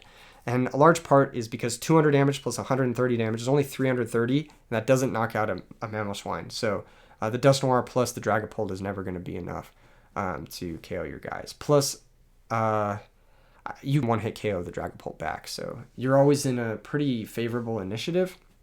Anyway, we go for Buddy Buddy Poffin, and we don't check our prizes because we notice 2 Pidgeys are prized, which is tough. That means no Pidgeot this game. No Pidgeot makes it very difficult to stream against a deck that's playing 4 Iono. We check the prizes here, and we see that Combuskin is also prized. So even our TM Evo here is just going to get us Piloswines, and we have no rare candy. So we have to grab Ultra Ball to guarantee our follow-up of Mamoswine. But Mamoswine not being able to get us Pidgeot doesn't get us the key resources we need in order to set up Blazikens. And when you can't set up the Blazikens, 60 hit point Torchics are just food for Dragapult. So not only did we poorly prize both Pidgeys, and we weren't able to set up Pidgeot to maybe magnet away that sort of Dragapult attack, but we also prize Combuskin. And if we don't get Blaziken next turn, we're going to lose both our Torchics. We have no recursion, and the game is going to be very difficult to fight. It's going to be just Mamoswine, no Blaziken, no Pidgeot up against Dragapult. And that head-to-head is one I'm not very happy with. I'm not very happy with. The reason we went Ultra Ball for Mamoswine right away is because we know we're going to get Itchy Pollen locked the next turn. He goes for Artisan. He sets up Dreepy. I'm seeing Duskulls hitting the bench, and I'm like, man, I'm screwed. I'm absolutely screwed. I draw into Switch, which obviously doesn't do anything here. We're going to go ahead and try to piece something together. We have to figure something out, right? I go Arven, I grab TM Evo and Rare Candy. This will allow us to at least get 2 Mamoswines in play this turn. And we can maybe make something work next turn. But yeah, it's not looking good. It's not looking good. If he gets the Dragapult attack off, we're just cooked. And we're item locked, so we can't Rare Candy out the Blaziken. So yeah, really, really rough prizing for us this game. And Iono is just going to dig him into 6 cards deeper, and it's going to find him the Dracloak. So I'm like, okay, we've drawn double Pidgeot here, both dead cards. We've drawn Grand Tree, dead card. We've drawn Buddy Buddy Poffin, dead card. But we do have Colress Tenacity. Maybe that can make something work. I don't know. Find us a fighting energy here so that at least our Mamoswine can start attacking at some point in the near future. We got the Town Store. We can go ahead and Town Store, grab the Rock Chest Plate. We can put that bad boy on our Mamoswine that we're going to be attacking with.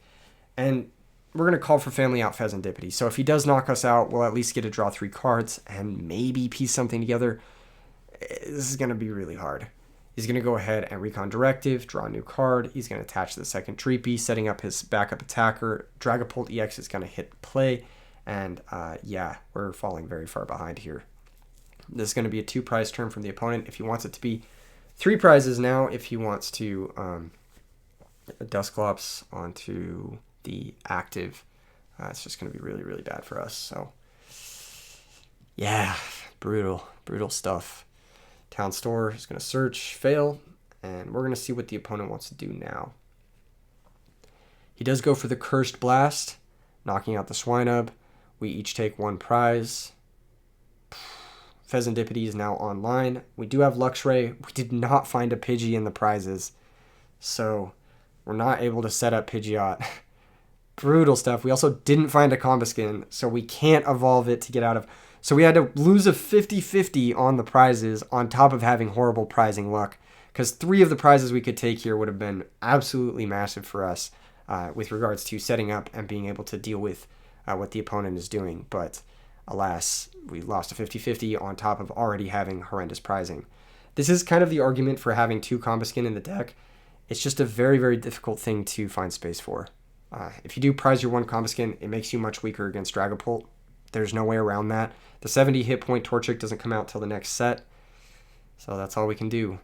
He's even going to use the Dusclops right now to play around things like Counter Catcher, play around things like Luxray, which I think is incredibly smart from the opponent here. A very heads-up decision. If we were able to get this Luxray into play right now, we could Luxray, Klinklang, and then reversal KO this Dragapult. That being said, because he burned a Dusclops on the active like he did, we're no longer able to do that. We're no longer able to get this KO. We can Rare Candy out Blaziken though, so maybe that works. Does it work? Just shy. Just shy. I think I'm 300 damage here. Yeah, just shy. We needed to be able to play the Luxray as well this turn, so very smart play from the opponent there, recognizing our weakness, recognizing we're a little dependent on Luxray to get that many stage 2s in play, and putting himself at equal prizing. And this is why I think Counter Catcher, those types of cards kind of suck, because they just don't work when your opponent plays around them. And it's very easy for these types of decks, that commonly play decks, to play around those types of cards. So we Catcher up the Duskull because we need to be able to prevent him from having a massive turn next turn. He is going to be able to KO the Mamoswine, but we have another one coming up the next turn. So hopefully we can Iono him down to 0 cards and maybe pull off a miraculous comeback here. We're going to see. We're going to see. It's going to be difficult. By the way, we've drawn 3 prizes. We've drawn 0 Pidgey, 0 Combuskin. So yeah, it's just very unlucky. They were all the last 3 prizes this game. Yeah, this deck can suffer for some unlucky prizing. It's got the Grand Tree, which can be prized. It's got you can prize like 2 of a basic, and that really hurts things. You can prize your Pheasantipity, that can really hurt your setup. You can prize, there's a lot of 1-ofs that you can prize, like the Turos in that one game. You really have to play a lot of 4-ofs just to make sure like you have as much consistency as possible. And I don't think you can afford more tech than what there already is in the deck. Iono is going to shuffle back our hands. We don't have access to an energy, but we will if he knocks out the active Mamoswine. Something like Counter Catcher, that sort of thing. But the fact that he's able to get the second Dragapult set up here is terrifying. It's honestly very scary. So we are able to get Luxray in play, and we are able to get a 4th stage 2 in play. So it really comes down to this Iono top deck, which was very lucky. We're going to shuffle the opponent back to 2 cards. We need him to not find a way to get Hawlucha, or a way to like... Honestly, we're in a pretty good position, all things considered. We Iono the opponent to 2 cards. They have no Fez. They have no anything in play. We are able to Blaziken to the active Mamoswine. We're going to go ahead and search here, just deck thin a little bit. We're going to go ahead and Pheasantipity, draw 3 cards, rebuild our hand after that Iono. We've got Boss's Orders to checkmate next turn. We're going to attach the active Mamoswine. We're going to be able to knock out the Dragapult. So all it comes down to here is, did they find a Counter Catcher to maybe pick off one of our stage 2s to buy them an extra turn? Potentially, but we do have boss's orders. So they'd need Counter Catcher plus Iono to shuffle away our boss's orders. Or did they find a way to take extra damage, maybe Counter Catcher plus a Defiance Band or Counter Catcher plus a Hawlucha? So they need multiple cards. They have 3 cards, and it's 3 out of 30 to be able to piece that together. So we draw 2 of our prizes. We finally find a Pidgey and a Combuskin. A little too late for those guys to make any sort of difference this game. He's going to draw it for his prize, or not for his turn. He's going to go ahead and have Arven, which gets him exactly Counter Catcher, Defiance Band, and that's going to be the game. So, very frustrating game. This is another reason why I think Iono is truly bad. Even in the games where it's supposed to pull you back, it's nowhere near a guarantee, and it just digs your opponent 2 cards deeper towards that Arven that they needed to be able to close things out. So, yeah, Iono is truly not a good card. It's important in some matchups. It's important in some places, but yeah, it was kind of the final nail in the coffin for this very unlucky match against Dragapult. You hate to see it. You hate to see a Mamoswine boy go down this way, but maybe we'll get revenge against Dragapult later in this video. The next match I'm going to show you guys is up against Zoroark EX. This is a match I wanted to show you guys, another loss from your boy, and I wanted to show you guys this because it's a loss due to deck settings and a crucial misplay. It's a misplay that I wanted to show you guys so that you guys avoid making the same misplay that I made. We're gonna go ahead and lose the coin flip. Opponent gets to decide. Blah blah blah blah blah blah blah. We mulligan. Unlucky, but it is what it is. We've got a nice starting hand here. We've got the Arven, we got the bosses, the Iono. Chorus, we got all the options in the world. We're going second, so we are going to be able to get our Arven Buddy Poffin plus TM Evo. Opponent's going to go for their Buddy Poffin, set up a Darumaka so that they have a pretty strong potential turn 2 attack with the Darmanitan. We're going to grab Buddy Poffin. We're going to go for the Swinub, and I believe we're checking to see if Combuskin's in the deck. It is, but I don't want to risk the Torchic this early on into a potential Darmanitan attack. So I'm going to try to bait with the Pidgey. Or actually, no, I'm going to go Double Swine. Is it Double Swine? Actually, if it's Double Swine, then Darmanitan can't kill 2 Pokemon. So, yeah, I think I'd go for Double Swine here. Yeah. Just to play around that potential turn 2 Darmanitan attack. And if he doesn't have the turn 2 Darmanitan attack, then I can easily just Mamoswine out multiple Pokemon and not really need to worry about that. So here comes the Ends Castle. Iono's going to shuffle away our Mamoswine, Sag, but we are going to find ourselves a nice little Pheasantipity comeback card, and we've got Town Store, which can get us another TM Evo, so we'll be okay. We'll be okay, guys. We'll be okay. Ultra Ball is going to pitch 2. This is going to find the first Zoroark EX. I'm assuming he's going to evolve the bench one. Makes sense because that's the one with the energy attached. Pitches Super Rod, draws 2, and has the power up to attach the energy to Zoroark. So he's going to go ahead and attack us for 50 damage. Setup, a little bit of setup there for, I don't know, maybe a Zorua to knock us out if we reversal the Zoroark. We top deck Arven, which is really, really nice. Oh my god, what have I done? Did I accidentally zoom in? I did, didn't I? I normally only do this during the Yu-Gi-Oh videos. God damn it. All right, we got whatever. We're going to Arven here. We're going to go ahead and grab, I believe, Earthen Vessel. Is it Earthen Vessel? Oh, I grabbed Buddy. Yeah, I guess I just want to lay down 2 threats and Town Store over the Ends Castle. Is that what I want to do? Attach the Fighting Energy, attach the TM Evo. I don't Town Store over the castle. Interesting. I kind of red herring the Torchic.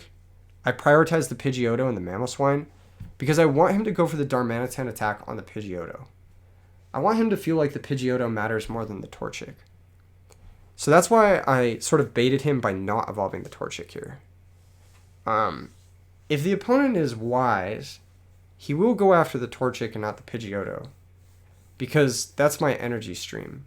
Either that, or he'll start placing damage onto the Mamoswine so that he can knock it out later. But I think he ends up going after the Pidgeotto with the cannon attack, the Darmanitan cannon attack. Yeah, so the bait ends up paying off. We are able to get our Blaziken in play because we don't really need Pidgeotto from this point. We're pretty set up. Another matchup that Iono sucks against is this one. You'll notice I could have searched the Ogerpon there. But at this point, it's not really necessary, right? Like, it's not really... What's it really doing for me? The Ogerpon, right? We Mammoth Hauler. This is going to go grab the Pidgey. We can bench another Pidgey, maybe another bait. We're going to put Luxray into play. We're going to Rare Candy out Blaziken. I now have enough Pokemon in play to knock out Zoroark. We're dealing 300 damage with the Mamoswine. We'll go ahead and Iono, shuffle back, draw 6 fresh ones. We find basic fighting energy. I decide to Town Store here, grab the Rock Chestplate, which we can put on the active, and we can attach either with the Blaziken or from the hand. I decide to attach from the hand because that gives us a potential double attach next turn, leaving the one in the grave. So smart energy sequencing at this moment in the game. Later in the game, the energy sequencing is what costs me the game. So you may be looking at this situation. You may be looking at, wow, you have Mamoswine set up. You have Blaziken set up. You have KOs on his Pokemon every turn for the rest of the game. How could you possibly lose this game? How could you possibly lose this game from this point? I have completely won this game. This is a winning position. The opponent is not going to be able to come back from this. All right? Just this alone, the opponent is not going to be able to come back from. I don't need to do much more than what I've already done here to win. I KO the Zoroark. I take 2 prizes. I find my second Torchic. Beautiful. That could be another way to get energy permanence and another stage 2 into play. Pretty happy about that. We just need to be careful to not give the opponent a double prize turn or a triple prize turn. So he's going to trade. He's going to evolve both his Zoruas. He's got Zoroark with Defiance Band, but Defiance Band doesn't do anything at this moment because we have the same number of prizes. He's going to power up the Zoroark on the bench. He's going to have the Ent's Castle. He's got it all. He's got it all, but I should still be winning this because he can't KO the Mamoswine, and I can KO the Zoroark. So he hits the Mamoswine, I hit the Zoroark, and then I win. Like, that's it. That's all there should be to it. He decides to go after the Pidgey on the bench, which is interesting. I'll say it. It is interesting. I Mammoth Hauler. I grab the Cornerstone Ogerpon. I Mammoth Hauler here. I grab the Pheasantipity. I'm like, man, I'm cooking. Oh, don't do this, Keegan. Don't bench the Ogerpon. Don't bench. You don't need this. You don't need this.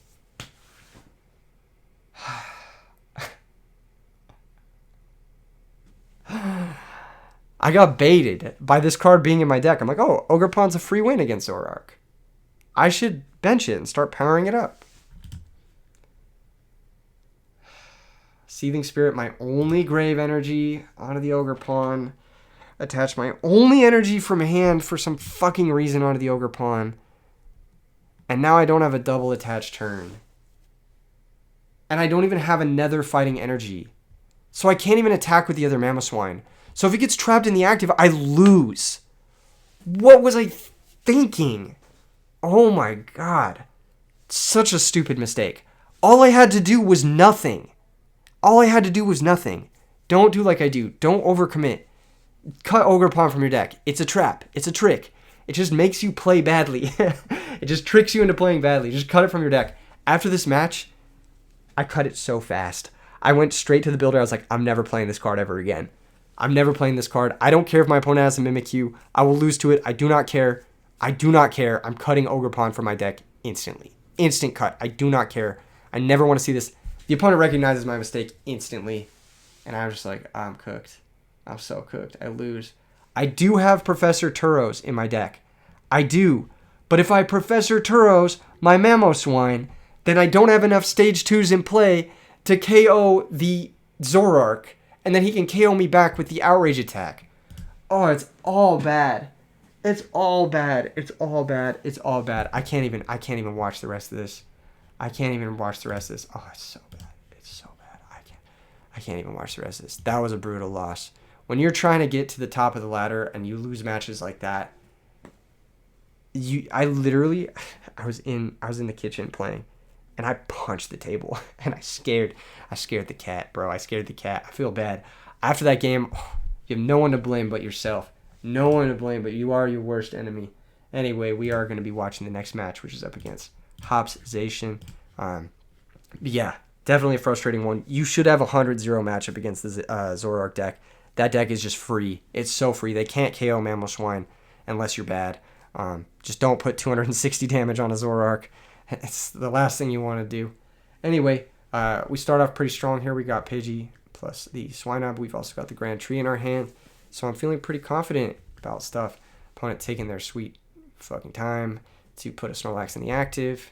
And we get to go first. So we're going to Buddy Poffin, grab out the Torchic and the Swinub. And this is kind of why I'm saying Precious Trolley and Buddy Poffin, they do the same thing. My bench is already set up. I don't need 2 more bench Pokemon here. I've got what I need. I can find the TM Evo with the town store. I can attach it to my Swinub. I can attach energy. Did they go first? Maybe they went first. And they just attached past. Okay. Interesting. All right. We're going to TM Evo, put Pidgeotto into play, put Combuskin into play. And now nothing is really at risk of dying from Prime Catcher plus Zoroark plus attach. Or not Zoroark, sorry. Zacian plus attach. That's only 60 damage, and all of my Pokemon in play are 70. So he needs the Choice Band as well. That being said, Town Store is in play, so you get the idea. He's going to be able to knock out anything. But we've got Grand Tree to find ourselves a guaranteed Mamo, which finds us the Pidgeot, which finds us the Blaziken, which finds us the full setup. He's going to go ahead and go after the Pidgeotto, which makes sense. I mean, Pidgeot, it rebuilds our hand, and that's the last thing you want. He's going to put 30 onto Combuskin. Also makes sense. You want to weaken the Blaziken because it can attack your Pokemon for weakness. We are going to draw the TM Evo for turn. We've got the Grand Tree. We're going to go ahead and Grand Tree out our boy. I believe the active. The active? Question mark? I guess we get both no matter what. Because we rare candy Mammoth. The active. We could call for family here too. If we wanted to sacrifice another prize. I wonder what I intend on going for here. I could have grabbed Fez, but I was scared of giving up 2 prizes. I grabbed Pidgey. Oh, interesting. This is not a bad play. I actually like this play quite a bit. It just says, if you want a boss's orders up another Pidgeotto, that's fine. And if not, then I get Pidgeot next turn, and I win the game. Here we get Iono, so we get a free hand refresh. God, Iono sucks in this format. He nest balls out Voodoo, Beldum, whatever the fuck that card is called. And now I'm realizing, oh, his deck goes a little bit bigger than I thought. It's actually not Archelodon, it's Metang. And Metang is very scary. That could definitely prompt him to have a comeback play here in the future. We natty draw Pidgeot, so we can evolve into Pidgeot. We've got Buddy Poffin. We're going to go ahead and Mammoth Hauler out Luxray. I believe I should have searched Luxray there. Yeah, I think we still KO the Zacian. We're hitting for 260 right now, but I probably should have got Luxray. I'm going for the full setup here. That might be worth, actually, getting double Blaziken, just because it attacks for weakness. Yeah, it looks like I'm actually just going for Blaziken attack here, because I didn't want to spend this. Did I want to spend this? I grab another rare candy. Interesting choice. I mean, if Blaziken can attack, then Blaziken can attack. And he can't really knock out it back. I mean, 290 is pretty difficult. I think he can do it if he has... So he has Postwick and... No, he actually can knock me out. But he has to hit 4 energy off of Metang. Or 3 with the attach. Or 3 with the Choice Band. Or 2 with the attach with the Choice Band. So the attach gets put to Hop's Cramorant. So now he needs to hit pretty specific off the Metang.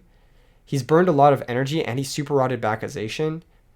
He misses entirely on the Metang. So the Blaziken's actually going to stick around, which is very useful. He can use the Cramorant to hit the Blaziken for 1 billion damage, but then I'm just going to retreat the Blaziken, and he's never going to be able to damage it again without a bosses. We go ahead and Mammoth Hauler here, grab another Mammoth. At this point, I realize I've actually prized... No, I haven't prized anything. The Blaziken's in my hand. Yeah, we're just going to rare candy out all our guys. Rare candy out Blaziken, rare candy out the Mamo, and the Zacian first attack is just no longer a threat, and even attacks from stuff like Snorlax or the Cramorant are no longer threats. We can now quick search, go grab the boss's orders, we'll retreat the Blaziken into the Mamo that I believe is damaged. Oh, we're going to retreat into Blaziken again. Interesting decisions here. I don't know if I should have done this. Oh, I only had fire energy, so I had to do this. Never mind. This completely knocks out the Cramorant. Once you go to 2 prizes or lower, the Cramorant can no longer attack. So his only attacker in play is this here Snorlax, and Snorlax doesn't really pose a threat to anything. But he could pull this one back somehow. Now, the only way he could have pulled it back was the previous turn with the Metang hits. He's He's got boss's orders on the weakened Blaziken. He can knock this one out, but this Blaziken is now reset, which I knew, but I just wanted to show that even if it didn't reset, we could Earthen Vessel, discard the Chorus Tenacity, grab double energy, retreat the Blaziken, and then attach the active with the Mamoswine. We're going to go ahead and grab ourselves boss's orders as well, so we can now boss's orders up a 2-prizer, Pheasant Dippity, doesn't matter which it is. I'm just doing this for damage maxing, and the opponent concedes. So good stuff. Good stuff. Able to take down the Hopzation decks. Like I said, they're pretty free, but that one showed kind of attacking with Blaziken and how that comes up. This is going to be my Vengeance match up against Zoroark. We have now cut the Ogerpon Mask from our deck, the Cornerstone Ogerpon Mask. This is going to be a long vid. Settle in, baby. Settle in. This is, going first, but we do have the Chorus Tenacity, so we're going to be able to set up that Grand Tree, and our deck's just going to function. We got double Buddy, so once again, you don't really need Precious Trolley. It's completely outclassed by the Grand Tree here. We've also got Rare Candy as well, so we're going to go double Torchic. I really want to make sure we have Blaziken in play. Next turn, we'll be able to Rare Candy out of Blaziken, and he's pretty good. Blaziken is a shockingly good card. I think one of the best cards out of Journey Together, hands down, in my opinion, on a raw power level. And like I said, if Gardevoir didn't exist, I think we would absolutely see more Blaziken decks. The issue is that Blaziken right now works with a lot of the cards that Gardevoir works with, like Lily's Clefairy and Mimikyu and that sort of thing. And so I think that like Gardevoir just kind of does it better. But if and when Gardevoir rotates, I think Blaziken may fill that role if it's still in the rotation. I'm not really sure. I do think the deck is very good, though. Or the card, sorry. The card is very good. Quick search here. Going to grab us the Fighting Energy. Is that what I'm getting? Why was I grabbing Fighting Energy? Attach the active TM Evo? Oh, I got Iono'd. Whatever. Iono sucks, so doesn't matter. Cool. He's got Cleffa going. He doesn't have a Zorua down, though, until this turn. So he gets his Zoras down. Cleffa looking a little silly, but it may draw a few more cards, which isn't the end of the world. And it may proc a lot of those Defiance Band comeback cards that the Reversal Energy, the Counter Catchers, those types of things. We draw into Jamming Tower, which is a pretty useful draw to counteract the Defiance Band. But it does also shut off our chest plate. So if we have chest plate out, then it's kind of pointless. We're going to go ahead and quick search, grab Mamoswine, I'm assuming. Chorus Tenacity. Interesting choice.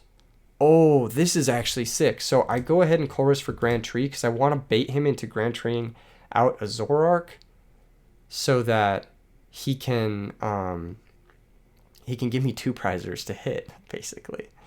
I'm going to use Mamoswine to bring out the I have prized my other Mamoswines. So I'm on 1 Mamoswine this game. Dicey. Now the game changes. Now that I know I've prized 2 Mamoswines, I have to knock out the Cleffa to try and hit Mamoswines. And thankfully, 1 in 3 chance we do hit. So sometimes you have rough prize luck, but you just get 1 knockout and that's all it takes. He is going to Grand Tree out the Zoroark like I was baiting him into doing. And we are going to be able to hunt that down with boss's orders next turn. There's nothing he can do to KO a Mamoswine. And yeah, this game's a wrap. He finds Zoroark. Another Zoroark. That's another 2-prizer sitter that we can hunt down. Yeah, this one's going to be tough for the opponent. Even if he has the Reversal Energy, he's got Counter Catcher, Defiance Band, Reversal Energy. We can still just grab... I forget what the card is. We can grab Luxray and put it into play and KO Zoroark. So even if he is able to do all of that, we're going to stay head-to-head. He goes for a big Professor's Research, trying to find that Reversal Energy. He goes for a big Zoroark here, trying to find that Reversal Energy, discards Professor Research. Doesn't find the Reversal Energy. And yeah, he needed a Reversal Energy to even stay in the game. But even then, we were still winning. We just set up more bench guys. We get the Luxray down. We KO a Zoroark. And we're 3 prizes to 4. We're actually up. So, good shit. Easy win there. And that's going to be... God, what is this? Oh, I'm replaying it on accident. There we go. That's going to be our first Vengeance against Zoroark. We've got another Vengeance against Zoroark. I just got to show Zoroark being mid on camera. It's everyone's favorite deck, I know. I actually wanted to make a Zoroark video, and as I was playing the deck, I was like, man, you cannot KO anything. You can't KO a Dragapult. You can't KO Mamoswine. Can KO Gardy, but, you know, that's about it, really. The deck is good. It is good. It's just very technical, and it's very grindy, and you're playing from behind, and if your opponent just doesn't proc your comeback cards, you're just kind of sitting there. It's not a fun deck, in my opinion. It's not a fun deck for me. I like to play these aggressive decks that take early initiatives, and thankfully there was a way to build Mamoswine to which I could do that. Don't play the Grand Tree on the first turn of the game. Biggest mistake you'll ever make. We're chilling here. He's Arvening, so we're not shuffling away our Grand Tree. We're going to have a turn 2 setup. It's going to be very nice. Unfortunately, we have drawn our Compaskin, so we can't Grand Tree out the Blaziken here, but still fine. He's going to go for the TM Evo. On his side, he needs to get set up. We need to get set up. That's how the format goes. 90% of the time, it's Evo decks setting up against Evo decks, which I think is quite fun. We found Fighting Energy, which is very nice. I've got the Grand Tree. I can now start to chain together my setup if I want to. I go for Grand Tree. I play the Grand Tree ability. This is going to go get me the Piloswine. This is going to go get me the Mamoswine. And we can now Mamoswine search for Blaziken if we want to. And Rare Candy out Blaziken. We could also search for Pidgeot and Rare Candy out Pidgeot if we want to. So we're going to do that. We've got Compaskin. We can retreat the Torchic before going for Compaskin. It puts us in a similar position as we were in last turn. I decide to do that because I don't really mind taking damage on the first Mamoswine. It's kind of negligible. I go ahead and Pidgeot here, and Pidgeot's going to find us Iono for just a hand reload. I don't mind doing that. I actually shuffle the Compaskin to the bottom of the deck because we can Grand Tree out the Torchic next turn. We can Grand Tree out the Compaskin and the Blaziken next turn, provided Grand Tree sticks around. It might not stick around, so that might have been a misplay on my part, but I don't know. I felt confident, maybe overconfident, that the opponent wouldn't find the field spell, the Ends Castle, because there was already, I think, 1 or 2 gone at this point. So I felt confident he wouldn't find the third. I know they usually only play 3. That being said, he's seeing a lot of cards, so maybe there was one stuck in his hand when he played the first one, and then we were able to Iono that to the bottom of the deck. So it's possible that he wasn't able to find it. He Nest Balls out Pekarunt, which means he's playing the Poison tool, the Binding Mochi. He goes for the Iono here, tries to find the Stadium. We find Town Store, which is pretty cool. Night Joker, and uses the attacks. The Grand Tree is actually going to stick around. He's going to hit us for 170, so that does 2-hit KO Mamoswine if we don't find our tool this turn. We're going to go ahead and Grand Tree now. Bring out the Compaskin and Blaziken.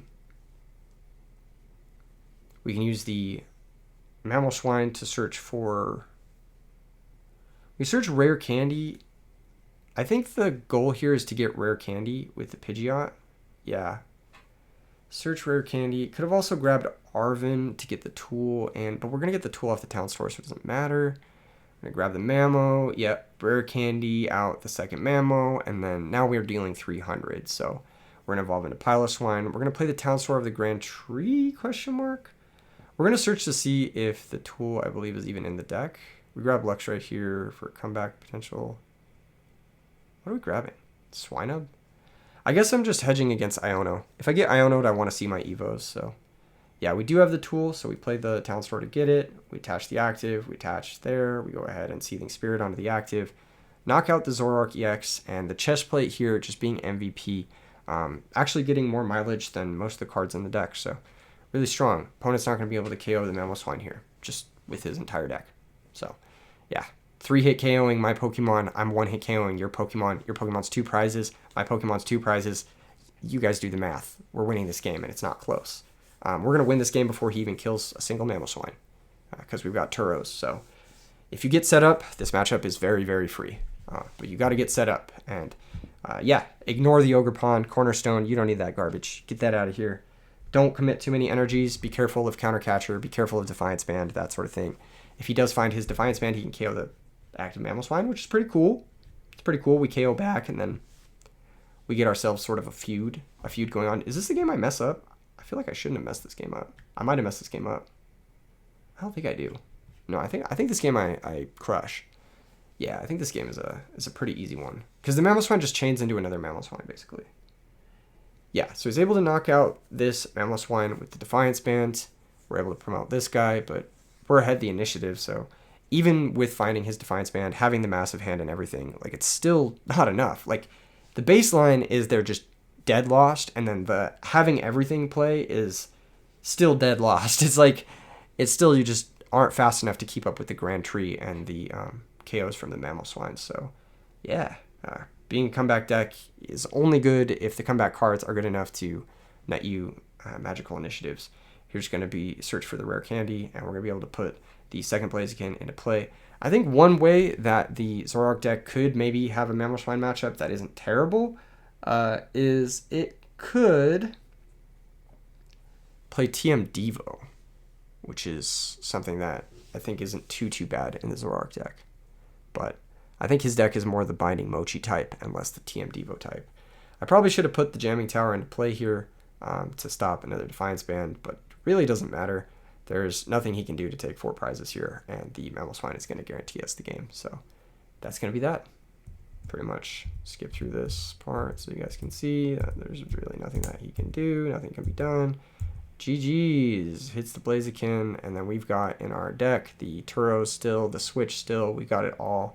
We're going to go in Pidgeot EX. You can see the Turos, the Switch. We'll just grab the Switch.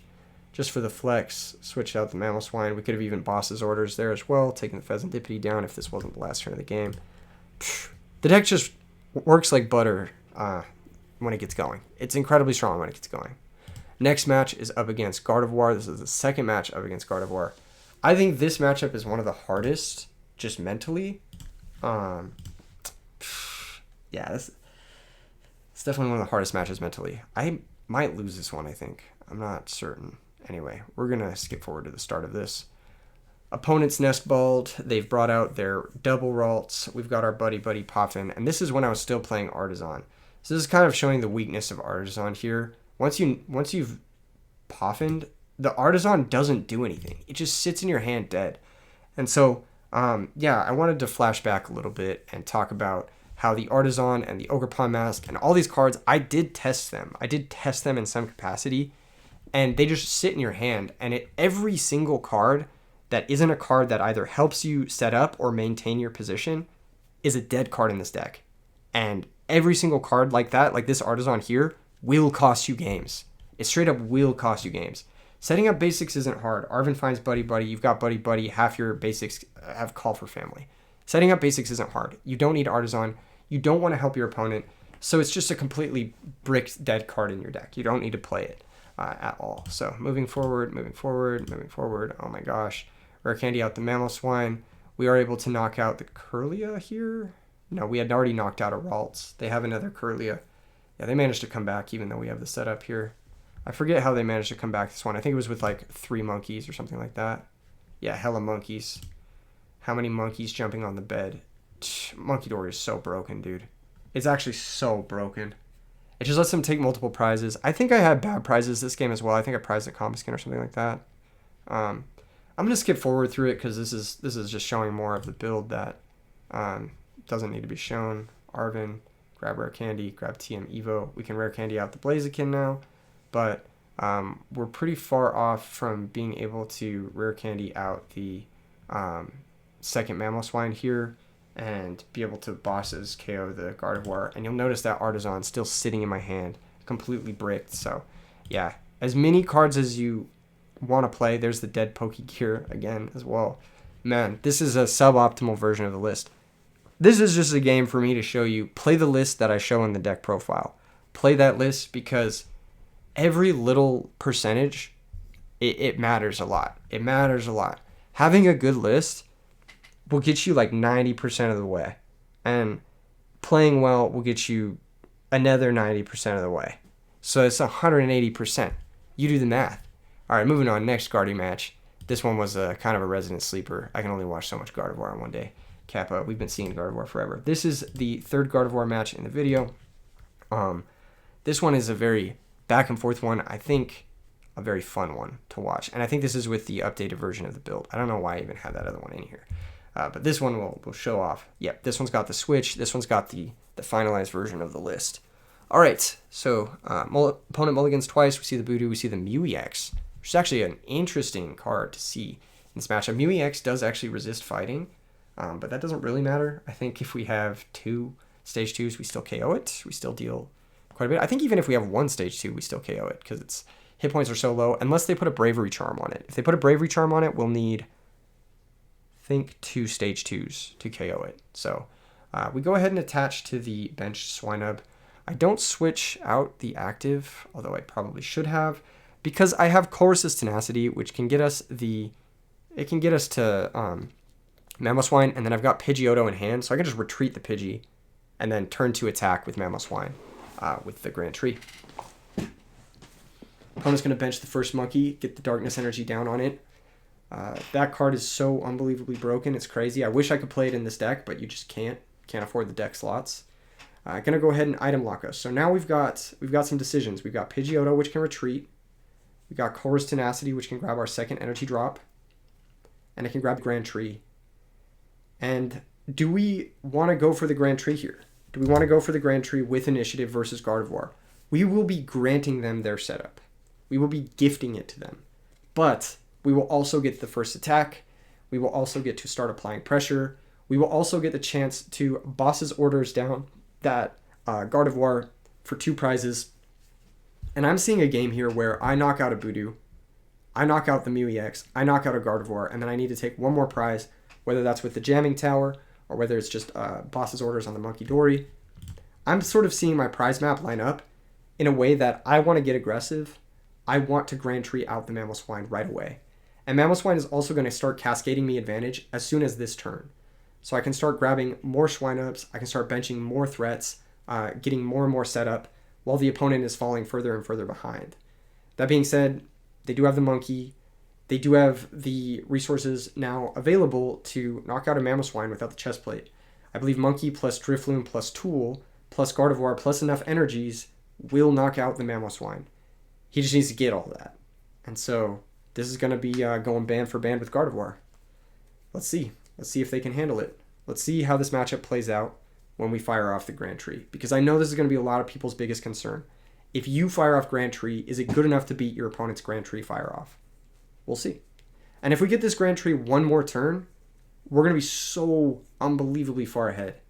He goes Arven. He's going to grab the Tool. He's going to grab the Nest Ball. So he does have everything he needs to knock out our active Mammo with a Drifloon here. That being said, it will give us a Tool Jammer KO, so maybe he doesn't want to do that yet. Looks like he's going to try to soften up the Mammo. He doesn't see the line, either that or he's prized his Drifloon. He's going to Monkey Dory, move damage to the Mammo. He's going to go for the Nest Ball. This is going to put something into play. There's a Drifloon. And now I'm a little bit confused because if you go... Well, maybe he just doesn't have enough energy in discard. I think he might just not have enough energy in discard to do this. But you have to be able to attach... I think 7 energy, because you attach 5 energy to the Drifloon, then you move 30 off of it onto the Mamoswine, then you have to attach 2 more, and then it's dealing 330 on top of the 30 that's already there. So he maybe didn't have all 7 psychic energy in the discard pile. I draw Combuskin, which is annoying because I would have liked to get Blaziken out this turn, but it's marginal. You know, it's marginal. I can bench the Torchic. I'm going to go ahead and Mammoth Hauler. I could grab Klinklang here, I believe. Might have prized it. I didn't check and see. Do I have it? I do have it, actually. Huh, interesting. I should go for it. Yeah, I should go for Klinklang. Just get it in play while they have the Gardy. Pidgeot can get me boss's orders, but unfortunately, I'm not in a state where I can get the 4th stage 2 into play. So I decide to go Evolve Combuskin. This is actually such a difficult situation to be in. Attach the Mamoswine on the bench and bench the second Torchic because this gives me the best position for next turn. I can now Arven, but I've decided he's gifted me the Mew EX. I might as well sandbag the bosses for next turn. Like, just set up a boss's next turn in case he KOs my Pidgeot. Or I could go after the Munki now. keep the energy locked on the Mew EX so he can't power up the Drifloon. I think that plays a little bit better, and it puts me back on even pricing. So now all I need to do is KO the Gardevoir and KO the Mew EX, and I win. So, kind of an interesting situation to be in. Gardevoir is going to be the next piece that we hunt. We need to get double Blaziken down next turn, which we actually currently can't do, and also bosses. So maybe it was a little antsy on the boss's orders. Maybe I should have taken the KO on the Mew EX while the getting was good. But I felt that moving the Monkey Dory out of play, making it so he can't ping on the Torchic, and with the double Monkey play this turn, and making it so that he's forced to attack with Mew EX again because of the amount of energy he has, is better. I'm not sold. I'm not sure on that. And I also didn't know if I should have played the Combo Skin, because that means that our Grand Tree can't bring out the guy. Either way, he's able to Artisan over the Grand Tree, so it's not going to end up mattering. And next turn, we're going to be looking at KOing Mew EX and finding the last 2 KOs in a way that is meaningful. I know from my first searches that I've prized one of my Blaziken EXs, I believe. Either that or I've prized... No, I've prized one of my rare candies, I think. I don't remember exactly what I prized here. I consider the ramifications of searching for Fezandipity and trying to rip. Artisan can now get us a Swinub, which can get us to a Mamoswine EX, which we're going to need in order to KO that Gardevoir EX. And we still do have rare candy plus that boy. I need to grab an energy here with this Pidgeot, because I don't have one. Oh no, I have energy in the discard pile with Blaziken. I don't know what I'm talking about. Yeah, I have energy in the discard pile. I'm considering grabbing the Rock Chestplate to make it so that the Drifloon cannot KO me. I instead opt to go for rare candy to set up for next turn. Oh, that must have been a mistake. Yeah, I probably should have gotten the Chestplate here. I probably should have gotten the Chestplate here. This is actually a really tricky one. This is a really tricky one. Yeah, because he can grab back the Monkey, put 30... He can attach to the Drifloon, put 30 of that onto the Mamoswine. Now he only needs 6 energy, which I do believe he has, in order to KO the Mamoswine. So he attaches the Monkey, and then I think he makes an error here. I think he uses the Monkey before using the Gardevoir. Yeah, he uses the Monkey before using the Gardevoir. Had he used the Monkey after using the Gardevoir, he could have moved 30 off, gotten to 110 damage on his Drifloon, and then been able to knock us out straight up. But I think because he messed up that sequencing, using the Monkey before the Gardevoir, he's not able to actually deal lethal damage. He's only able to hit for 300 here. And he doesn't have another Monkey in play, so he can't find that extra piece of damage. And next turn, it should be relatively easy. Mamoswine just searches the Blaziken or the other Mamoswine. We rare candy into that. Pidgeot searches the boss's orders, and then we just KO the Gardevoir. But he's got Counter Catcher for the Pidgeot EX. So possibly at some point I should have maybe benched another Pidgey instead of the second Torchic or something like that. I'm not sure, but I never really considered that as a line. So we're in a really weird spot here. But that being said, I can use the Tool Jammer, the Jamming Tool Tower, to take an extra prize. Grab Mamoswine. I know I have a rare candy in my prizes, so I will actually lose this game if I lose a 50-50. But I basically need to Fezandipity, draw 3, try to hit the Jamming Tower, so that I can also boss's orders this turn. I Fezandipity, draw 3, I miss the Jamming Tower. So now I'm forced to Chorus Tenacity. I almost misplay there in Town Store. Chorus Tenacity, find the Jamming Tower, hit my rare candy off of my prizes here, which I do hit. He promotes Gardevoir thinking it's safe. I rare candy out Blaziken, and I'm able to attack for exactly 310 to take the last prize on the Gardevoir. So, pretty crazy match. Pretty crazy match. I wanted to show you guys that one because there was the crazy prize situation at the end. Maybe me setting up the Torchic there instead of the Pidgeot cost me, but man, it was a really fun one. It was a really fun back and forth one. I think the opponent definitely messed up on his Monkey Dory situation. He could have KO'd the Mamoswine, but then we would have had Pidgeot. We would have been able to rebuild Mamoswine fairly easily with the Blazikens, and then we would have just bossed the Gardevoir and won that way. So in a way, his play actually ended up working out in a way that put him in a better situation, but it was without him knowing, really. So a very interesting game, for sure. That's why you play the Jamming Tower, though. It does come up here. They're forced to do that on Drifloon at some point in the game if they want to come back, and then it'll just get you a 3-prize turn like it did for us there. All right, moving on.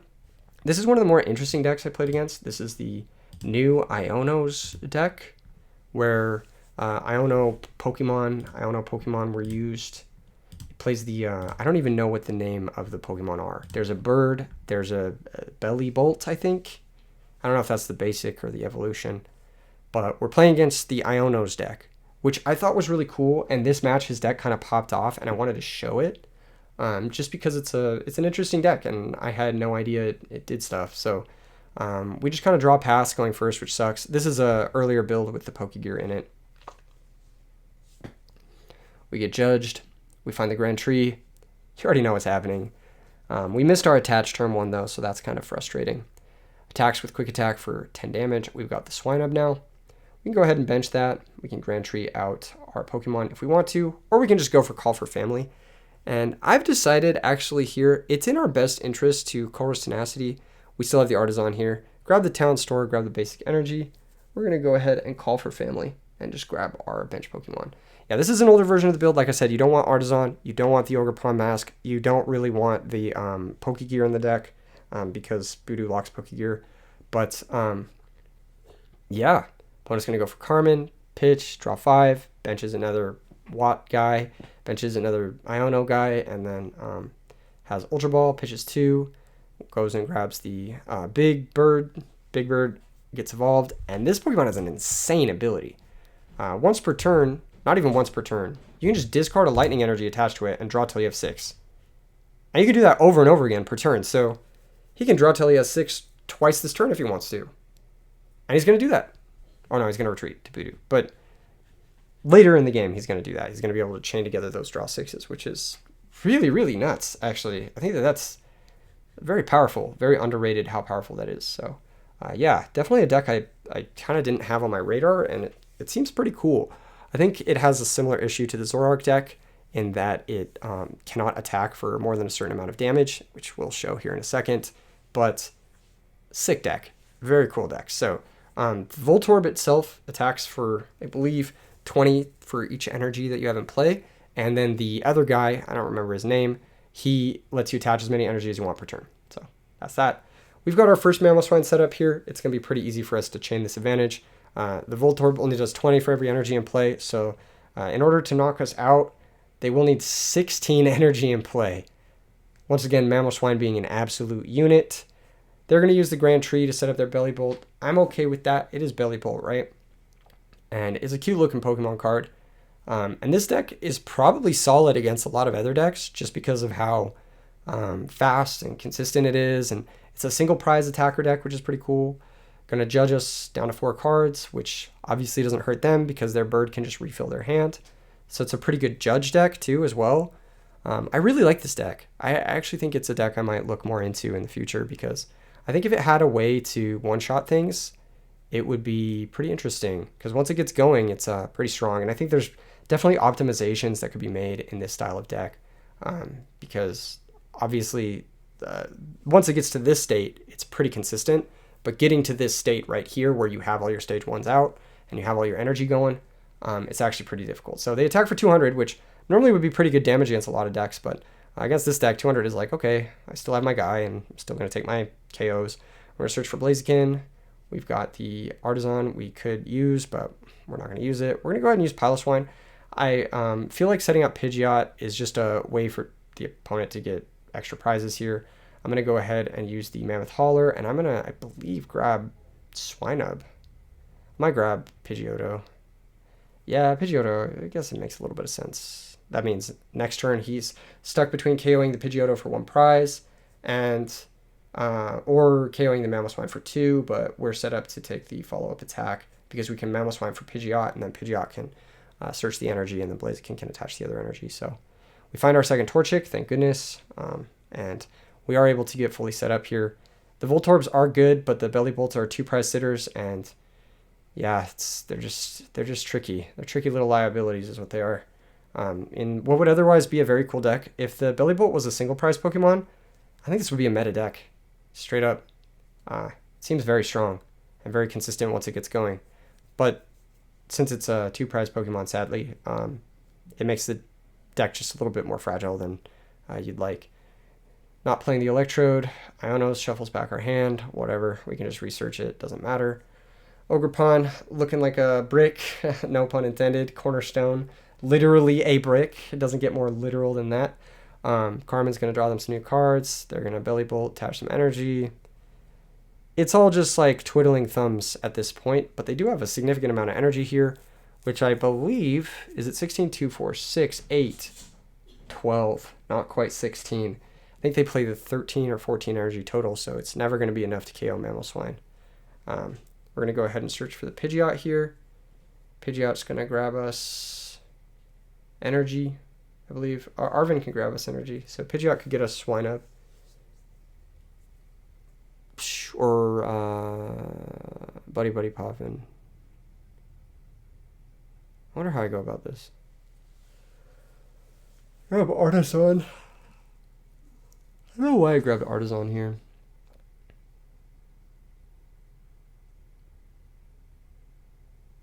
That doesn't make a whole lot of sense. Maybe because it's a way I can get another, yeah, nice, discard the Ogerpon. Exactly where he belongs, right? Out of the deck completely. Attach for turn. I wonder why I went Artisan instead of Buddy Buddy. Buddy Buddy does the same thing here. It's just better. I just get the Grand Tree out of play so they can't like evolve their next Belly Bolt.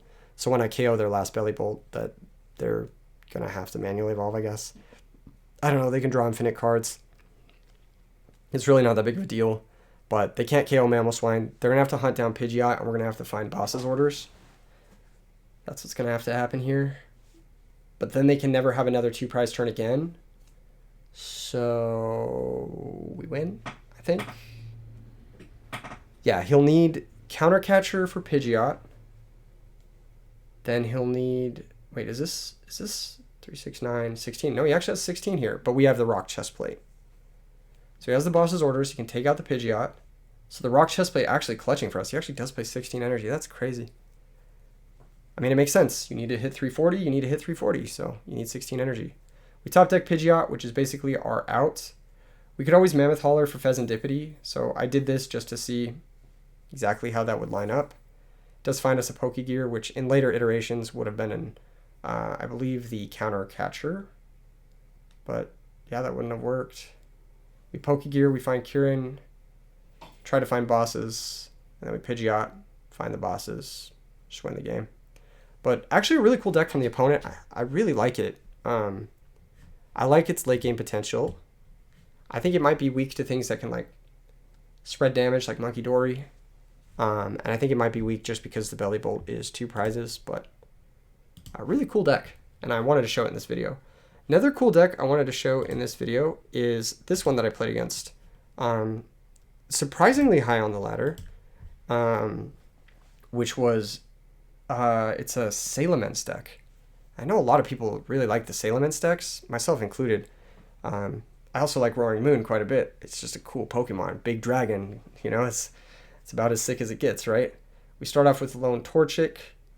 We've got the Buddy Buddy Poffin. The opponent's got the Munki. So a little bit ambitious from the opponent having Munki in a deck with Salamence, needing 3 different energy types, but if there's a format to do it, Earthen Vessel, you know, makes things pretty smooth, so not too big of a deal. Attach the Rock Chestplate to the Swinub, pass the turn back. As of right now, I think I'm playing against Gardevoir. I see Zorua, and I'm like, Zorua plus Monkey Dory does make sense, but then I see Torchic, Bagon, Precious Trolley, and I'm like, whoa, that's crazy. Once again, I think that his deck could really benefit from the other card, a different A-Spec.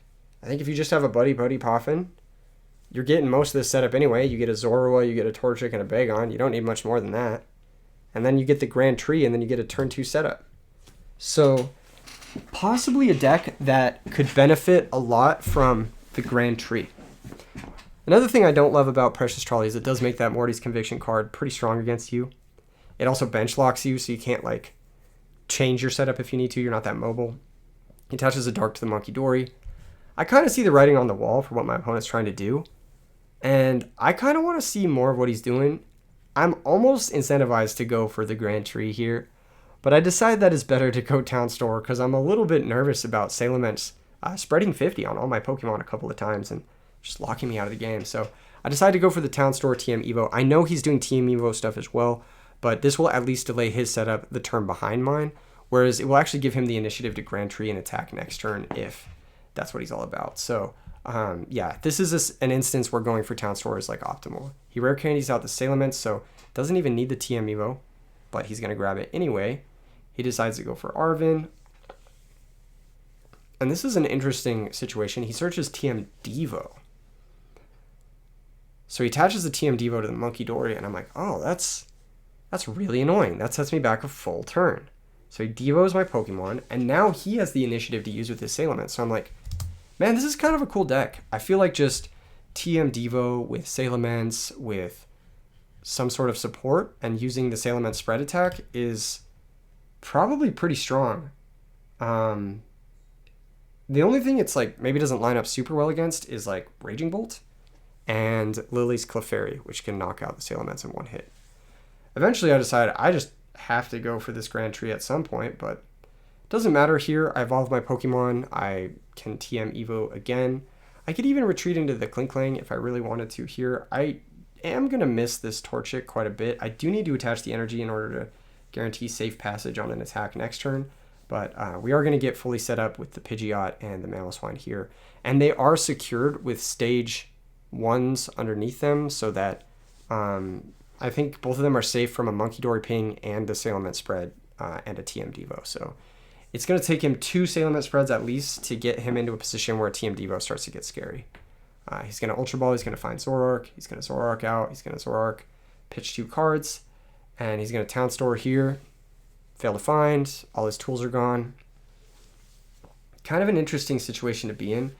He's got the TM Evo in hand. He's going to Evo out double Combo Skin here. Which makes sense. You're going to need that energy resource to go for the Salamence attack. Pass the turn back, and yeah, we're just very far ahead here. So it's going to be too difficult for him to pull back. Pidgeot can get us boss's orders, and we can start hitting for 300, starting with that Zoroark EX. So we're going to Ultra Ball. I think he's actually just going to concede when he starts to see us setting up. So we Mamoswine. We go get the... I think it's Swinub. Oh, we go Blaziken. Interesting. Yeah, because we got the rare candy, so... Retreat the Torchic. This searches for... I forget. Buddy Poffin? Yeah, we can bosses out the... We can bosses out the Zoroark, and the opponent's going to know that he's cooked there, so he concedes. But I do think his deck is cool.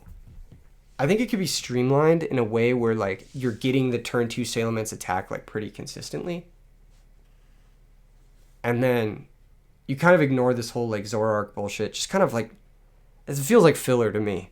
And Morty's Conviction feels like a filler card to me as well. I think you can just trim all the fat, go straight for the tutors, go straight for the Colress Tenacity, the Grand Tree, and then you Grand Tree out your Salamence, and then somehow you're getting the energy on it. Maybe Crispin, maybe a Tenacity and a Crispin sort of guarantee setup for the Salamence, and then using the Crispin and like the Power Glass, you have a turn 2 Salamence. I think that might be worth exploring. I think that might be another deck that I pick up in the future. Anyway, that deck is sick. This is going to be the next match. This is going to be up against Joltik. This is one of the scarier matchups. It's definitely one of the harder matchups because Galvantula does one-shot the Mamoswine, and you really don't have a great way to play through Pikachu other than your 4 copies of Boss's Orders or 3 Boss's Orders and 1 Counter Catcher. So Pikachu's a thorn in your side. It's like a guaranteed 300 damage that you have to boss around, and the Iron Hands can be annoying if your setup is slow, and the stupid Galvantula, especially if they're able to get 2 uses out of the Galvantula. It can give you a lot of a headache, but the Rock Chest Plate is pretty important in deflecting that damage. So opponent's going to mulligan, and when you see Psychic Grass Lightning like that, you know they're up to no good. You know they're trying to Joltik turn 2. We got the Swinub in the active. We got the Grand Tree. We got the TM Evo, but unfortunately, we are going first. And so if we didn't have this Buddy Poff in here, we would have been vulnerable to a potential donk. I don't think that deck can donk you, though. I think it's only turn 1 attack potential. No, I think it can donk you. Crispin onto something. They have something that attacks for 2. I don't know if they have something that attacks for 2. Yeah, I think everything in their deck attacks for 3. So, thankfully, Crispin turn 2 would not be enough to actually donk us, even if we hadn't ripped the Buddy. I think for a very long time here, I only have 1 Torchic. So I opt to go for Pidgey. I kind of want to magnet my opponent's efforts towards that Pidgey. I don't know why. I think I had a plan here. I think I had a game plan here.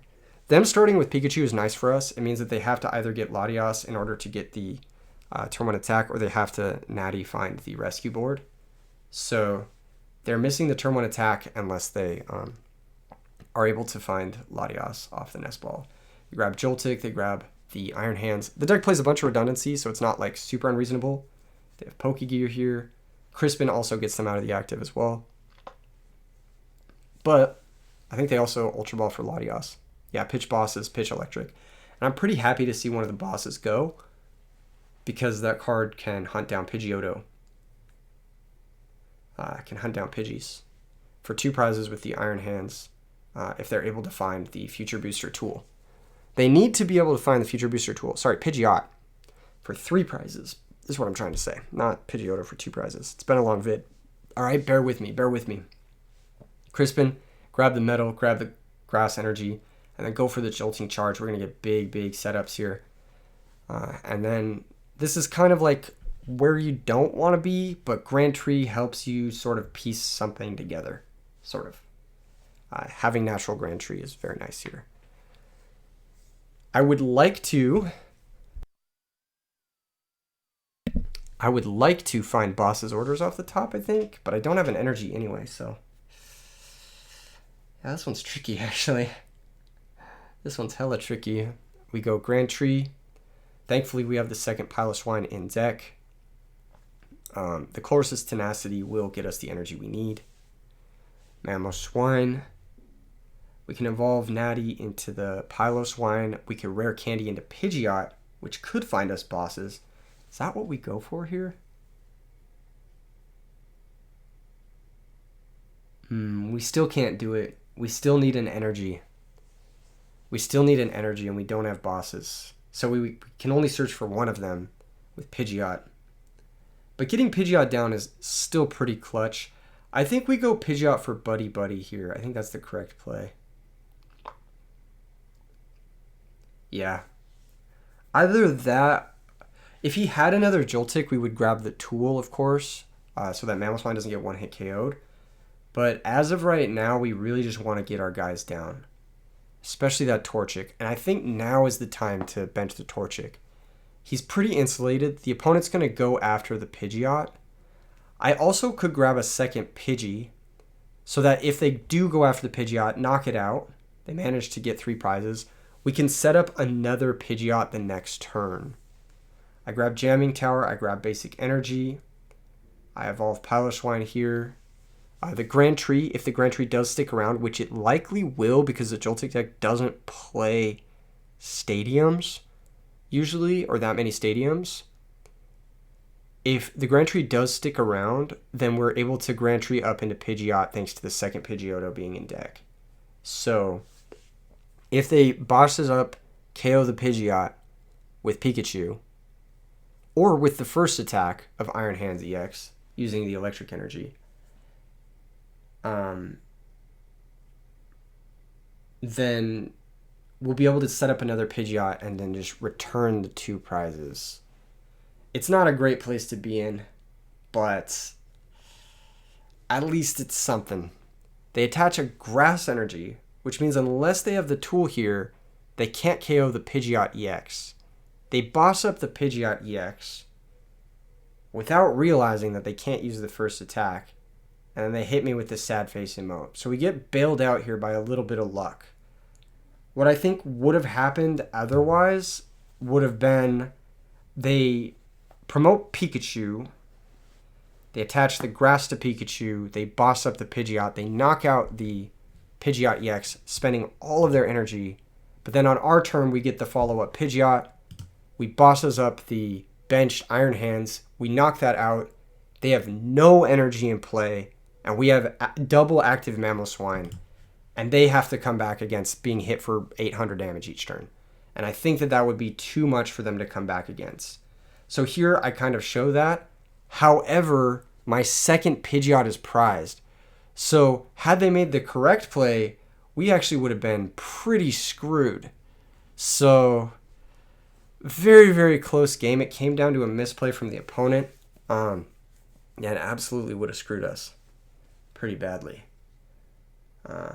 So yeah, because we had prized the second Pidgeot there. So it's like we take the misplay. We also take the unlucky prizing. More often than not, you should expect your opponent to not misplay. So this is not really a great showing, but your opponents will not always play perfectly. Sometimes you'll catch them slipping. This matchup is probably terrible. This is probably the worst matchup next to Bolt out of all of the top tier decks. I think Bolt and I think the Pikachu Joltik deck are pretty bad. And that's another reason why I don't know if taking Mamoswine to a tournament right now in the current climate with a lot of Pikachu and a lot of Raging Bolts, it might be tricky for you. It might be. If you can dodge them and you can get the Stage 2 mirrors, you can get the Zoroark EXs out there, you can get the cute, cheeky one prizer decks, then you can do a pretty good job at a tournament. Because I think this deck does pretty well against all the other decks, but these matchups in particular, they're tough. They're not easy. We were able to take a lucky win against this opponent who did misplay, but don't always count on the misplays, is what I'm saying. Don't always count on them. All right, moving on. 3 more matches for you guys, and then the video is donezo. Then you guys can finally switch on and go watch something else. No, I'm just kidding. If you stuck around this long towards the end, for my last video, the Roaring Moon EX video, I ordered an extra secret box. So if you write something involving the words secret box in the comments below and you live in the United States, I will do a giveaway for the extra secret box that I accidentally purchased because I only need one. I only need one secret box. So yeah, write something with the word secret box in the comments below and I'll know that you made it to the end of the video, and one lucky winner or whatever will get the secret box for the real heads. For the real heads who stick it out to the 3 last matches. This is up against the Munki Frostlass deck. And I play this game terribly. I play this game really bad. Thankfully, it's pretty free because your Pokemon have infinite hit points. But I did play this game very poorly. Against this deck, I like to set up one attacker and then just kind of chill on like Combuskin and Piloswine in the back row and like not really commit until I have to. And I also like to hunt Frostlass because Frostlass is their only damage output. So that's it, pretty much. Without Frostlass, they can't deal damage. So boss's orders, hunt down the Frostlass. I have Piloswine here. I have Arven into Rare Candy, which can get me the Mamoswine. But it won't get me the turn 2 attack because I'm missing the energy. So I've decided to go get a Pidgey and put a Pidgey into play. Might be a liability, but who knows. Rare Candy for, or Arven for Rare Candy and TM Evo. We're going to go TM Evo here. We're going to evolve into Piloswine. We're going to go ahead and evolution. Get Combuskin, get Pidgeotto. And just be poised to do something, but don't commit until you absolutely have to. So just don't give them enough damage to work with. Don't put Pokemon with abilities into play for no reason. There's no reason to do that. This deck is all about your mobility, which we've got Switch, Jet Energy, and Professor Turo. So we got 3 ways to move our guy. And it's all about that guy right there, Frostlass. So on our turn, what we should do is evolve to Mamoswine, search Pidgeotto, or Pidgeot for energy, attach to Piloswine, hunt down the Frostlass, and then go from there. This will give the monkeys only 10 damage to work with and buy us the maximum amount of time. So I do this, Pidgeot, and then I choke this so bad. I searched Colress Tenacity, and then I realized I can't boss and Colress in the same turn. I was just supposed to raw search energy, so big misplay on my part. I just kind of wanted to get rid of whatever was in the field zone, the Artisan, to prevent him from setting up. Got a little greedy there, but it is what it is. We'll knock out the Maractus. He'll have a little bit more damage to work with. We still have infinite hit points. We still have the Turos, the Switch, and the Jet Energy. So we're still kind of poised to take this matchup head on, which is nice. And it's only like 40 extra damage, a little bit more than that because of this Frostlass. So one little misplay, we'll see how much it ends up mattering. Next turn, we can start KOing Frostlasses every single turn and keep him on the back foot. He does search for the TM Devo, so that is something we have to keep in mind. But like I said, if you don't commit your Pokemon with abilities, then it's very difficult for them to get to the point where they need to Devo you. But yeah, that's pretty much it. He needs to move 30 onto this Mamoswine. This is probably a bad matchup if you get stuck in a hand where you're forced to play it a certain way. Because now he's got double Frostlass, and that one Frostlass we could have KO'd last turn has now gotten 2 full turns of value. Brutal. So double Frostlass turns that we could have completely avoided just by playing not like an idiot. We're going to go ahead and attack here for 220 after finding another Pidgey. What I'm going to try to do is set up a Pidgeotto so that I can Turos my Pidgeot in case he gets cornered. I decided to go after Frostlass instead of Munki because, once again, that is their damage output. The monkeys are annoying, but they have a finite amount of damage that they can deal. They do have 1 Luminous Energy they can attack you with, but that's that. The opponent's also down on resources because the deck sucks and just runs out of resources. Got the Buddy Buddy Poffin. It's going to find 2 Voodoos and realizes we can just knock out the Frostlass, and there's just nothing they're going to be able to do after that. So that's why I think you should hunt down the Frostlasses. That's their whole damage output. And be very careful using your Turos and your Switches and your Jet Energy. But it is important to have all 3 for this matchup if your opponent is competent and manages to get set up. All right, last 2 matches. This is the second to last match. This is up against Hops Zacian. This was actually one of the hardest matches I played the entire time. I think this is one of the best matches in the entire video. That's why I saved it for last. This might even be the best match in the entire video, in my opinion. So this is obviously the Hops Zacian deck, which is a really sweet deck in my opinion. I think it's super cool. I think it has a lot of potential against the Stage 2 decks in the format. I just think it really struggles with the big EXs, getting those big KOs. So we're going to see how my opponent sort of takes on that sort of challenge. As you can see here, my hand is bad. It is bad. I'm slated to miss my turn 1 attack, turn 2 attack, whatever. I discard my Jet Energy because I'm going to get the Fire Energy, and I'm going to try to go Blaziken Beatdown next turn. So I'm going to attach the Fire to Torchic and just hope that I don't get bossed plus everything else. If I get bossed plus everything else, it's going to be a tough one. I'll just say that much because we've got one guy in play. We've got the cards to come back in the game, but if we get bossed plus everything else, it's looking rough. At first, I see the Wooloo, and I'm like, let's go. Wooloo means lower counts of bosses, right?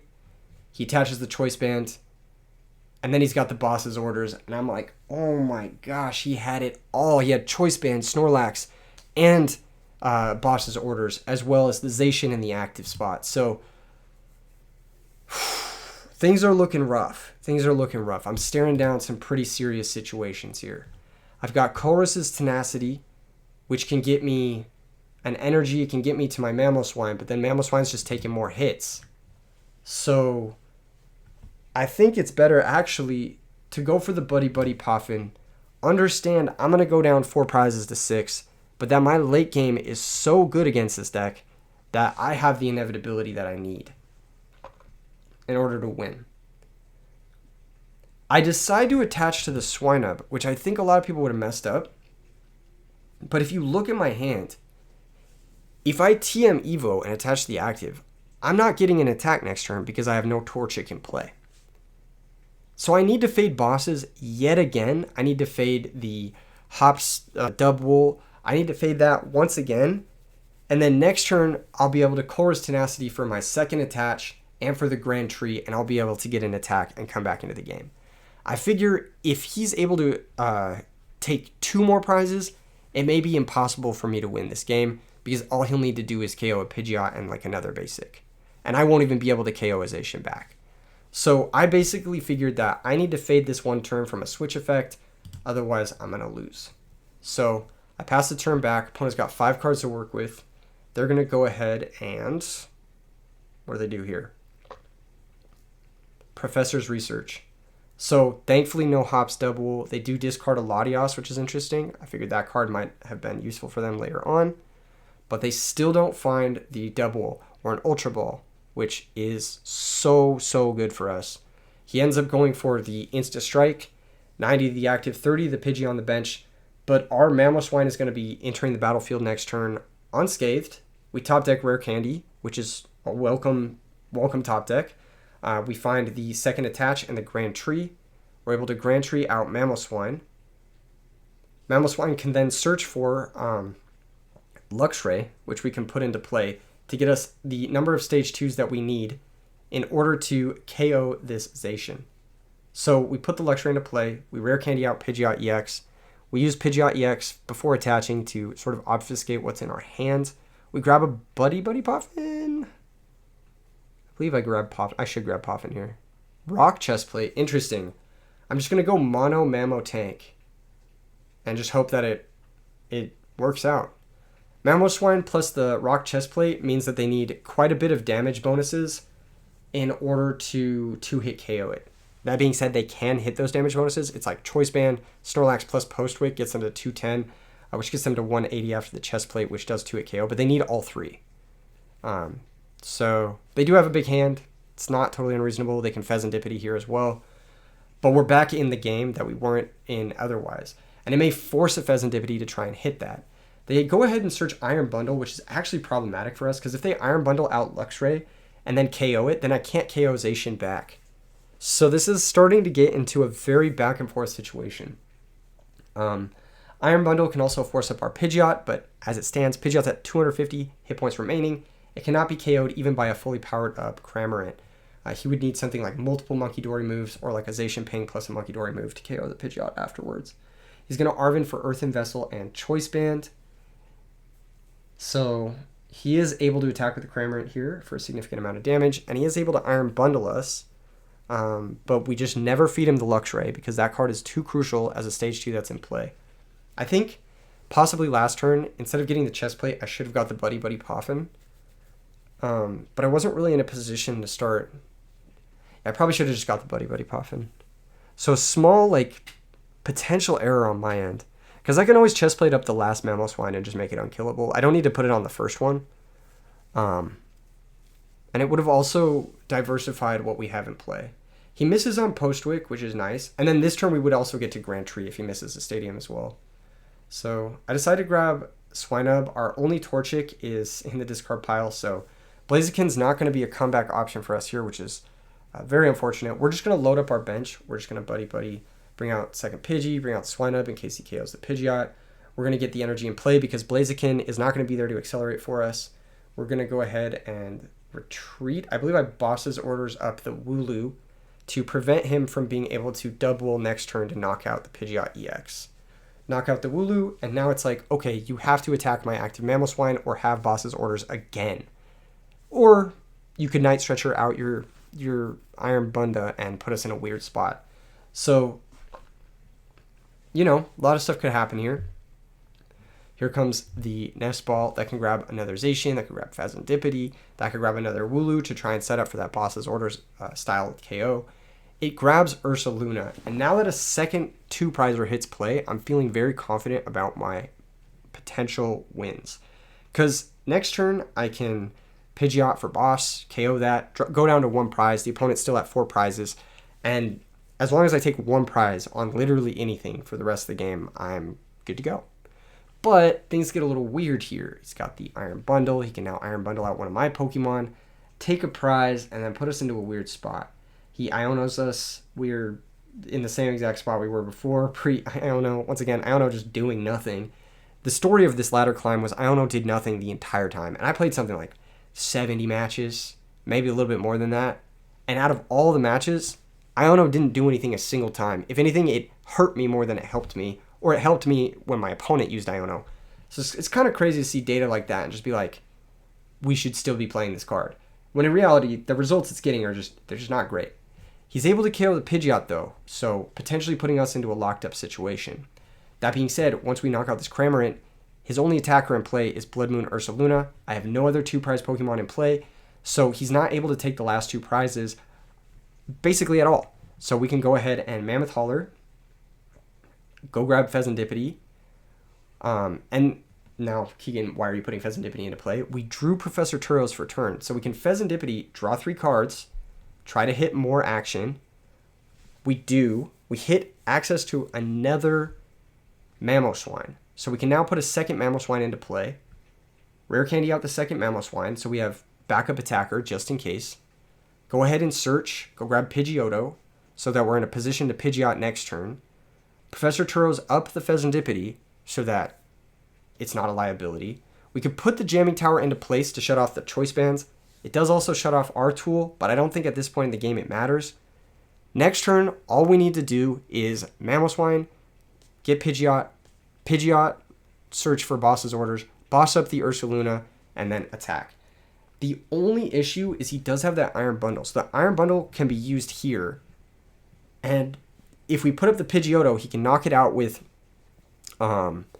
Energy plus Stadium plus Band on the Snorlax, or just Night Stretcher on the Latios plus Retreat into Ursaluna plus Attach to Ursaluna. So it's 3-card combinations, but they're like not that unreasonable at this stage in the game. He can knock out the Pidgeotto. So we can't promote the Pidgeotto. We can't promote the Swinub, because then if that gets stuck in the active, then we can't do anything. And he can just stall out while we're stuck on a Swinub. We do have Switch in the deck. I think either it may be in the deck or it might be prized. But if we're forced to use the Pidgeotto search on the Switch, then we can't use it on the boss's orders to KO the Ursaluna, and we're only taking 1 prize. And then he gets another turn to maybe find that way to set up his 2 knockouts. So it's a really interesting game state. I think we're in a checkmate position, but I can't fully comprehend it quite yet because that Iron Bundle is making things weird. It's making things really weird.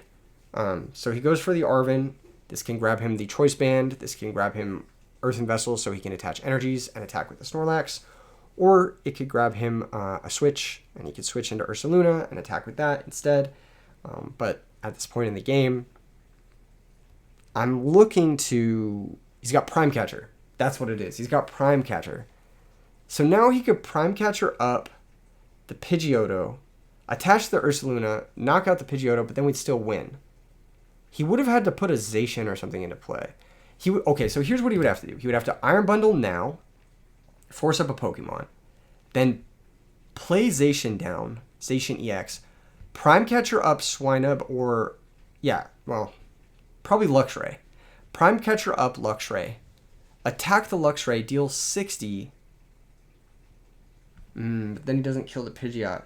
I think we might be in checkmate position no matter what, because his only way back into the game, I guess he could Prime Catcher, he could Iron Bundle, Prime Catcher the Pidgeotto, attack the Pidgeotto with Snorlax, take 1 prize, have a 1 prizer in the active, we would have to top deck bosses, and then if we don't top deck bosses on his turn, he can use bosses or the double plus the Ursaluna attached to knock out anything on our bench for game.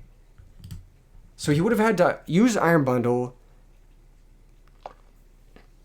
somehow get a free retreater in play like Night Stretcher back Latios, Prime Catcher one of our bench Pokemon, then retreat back to Snorlax, Snorlax KO the Pidgeotto, and then he would have had chances at winning this game. And our top deck was Pidgeot.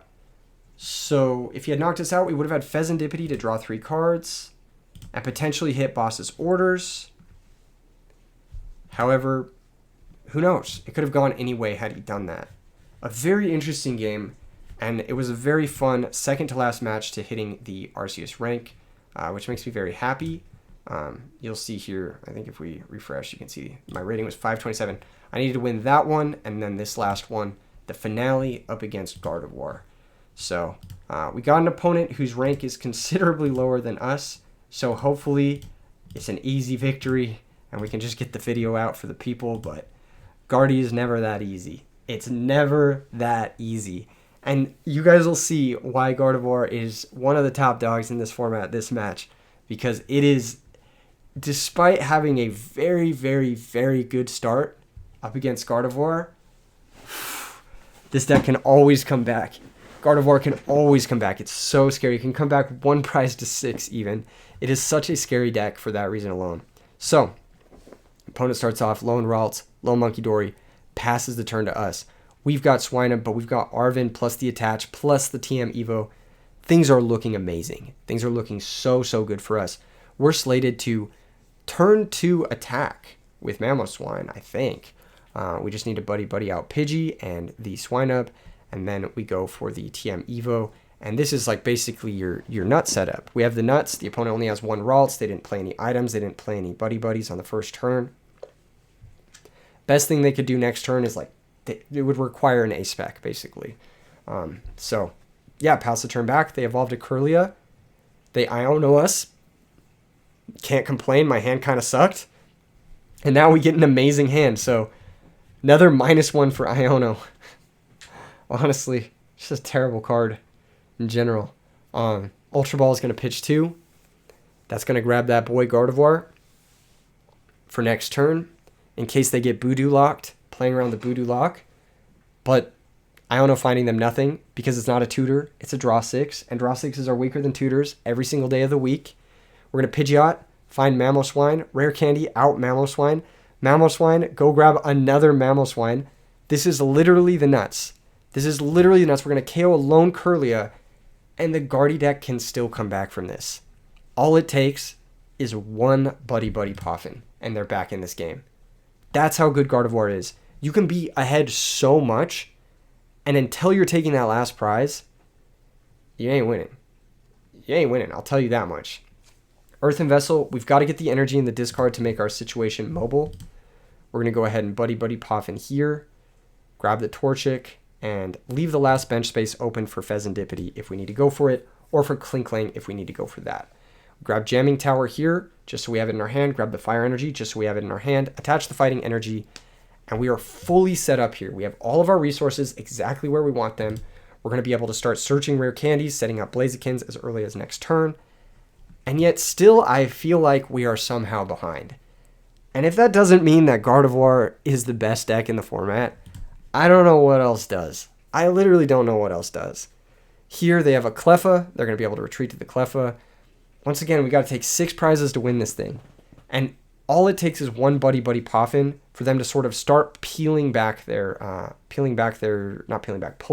this game. We search the Blaziken. Pidgeot's going to grab us rare candy.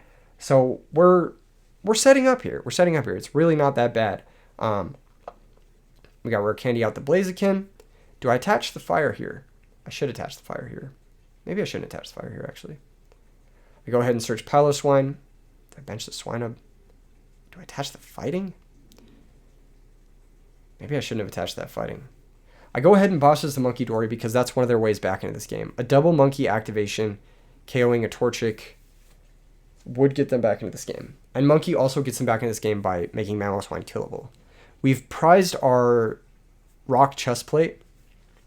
They've now got Artisan. They've got all the energy they need in the discard pile. They're going to be able to Artisan out Ralts, I believe. Fezandipity, maybe? No, you can't search Fezandipity with Artisan. Yeah, it's got to be Ralts. Do they have another Ralts? They have a Drifloon.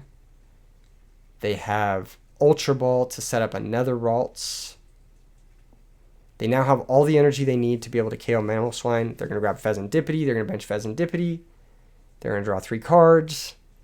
And now with the Fezandipity in play, I'm feeling like we're finally ahead. Because I can boss KO that. And then I can set up the next... Do I set up the next Blaziken? I have to choose between setting up the next Blaziken and boss KOing the Fezandipity. That's so crazy. And I could also boss the lone Ralts here. Oh, man. There's too many good options, but the wrong one could easily put us hurting, right? Because if they manage to knock out the active Mamoswine, catch me lacking, I would need to find Blaziken, Rare Candy, and Klinklang in order to KO a Gardevoir. And then they could just loop the Gardevoirs against us and come back into the game. So they're still in this game, surprisingly, if I don't KO the Ralts. But if I do KO the Ralts and then they buddy-buddy next turn, they still have 2 turns to sort of piece things together. It's so messy. It's so messy. I decide I want to get my Klinklang down. I want to get him down as soon as possible to avoid this situation. And I want to take my 2 prizes while the getting is good. I'm going to take the Fezandipity off the board. I decide to hold the Fire Energy. I decide to hold the Jamming Tower, even though I probably should have played it here. No, I attach the Fire. Interesting choice. It makes my whole board mobile, I guess, which is nice. We knock out the Fezandipity. Cleffa gets pushed into the active. Tool is placed on Drifloon, and now they actually can KO the Mamoswine. If they Rare Candy into Gardevoir, they attach twice to Drifloon. Munkidori move 30 onto Mamoswine. But they miss that line. So instead, well, they either miss it or they don't have Rare Candy. Instead, they attach the Munkidori, hoping to go for the Confusion stall, which is valid. It's actually a valid way to stall us because we're only able to take 1 prize this turn and Countercatcher on the Mamoswine that has 1 energy. Iono, once again, just doesn't matter. It just doesn't do anything against any deck in the format. So, but yeah, we actually hit the Jet Energy. Just digs us 2 cards closer to hitting our out, which is Jet Energy. We're able to Pidgeot EX. I think I set up the other Blaziken here. I should set up the other Blaziken. Oh, this might have been a mistake. I'm moving really fast. Yeah, I grabbed the Blaziken. I should have set up the other Blaziken here. Big mistakes on my part. But I bossed the Kirlia. I knock out the Kirlia. And now they can't come back. Now it's just over. Despite being ahead the whole game, despite having a dominant setup, there was always potential for a comeback from the opponent. And that's why Gardevoir is so scary as a deck to face against. That's why it's right now it's won 3 regional championships. But Mamoswine has a pretty good time against Gardevoir. You'll see here GG. Yay, we won somehow. I don't know how. Yay, we hit Arceus Rank. Oh my gosh. The grind ends here. Took me about 16 hours, 17 hours over the course of a couple days to hit here with Mamoswine. I really do believe that this is one of the best ways to play Mamoswine in the format. It's one of the fastest, most aggressive ways to play it. And yeah, it's a good time. If you guys like the video, once again, drop a like, subscribe. I appreciate all the love after the Roaring Moon video. And I'm excited to make more Pokemon videos. The next one I'm working on for you guys is every Gardevoir EX deck ever. And it's going to be talking about every Gardevoir EX deck ever. And it's going to be showing max rarity paper profiles for all of them. So very excited for that one. And I'll see you guys in the next vid. Peace.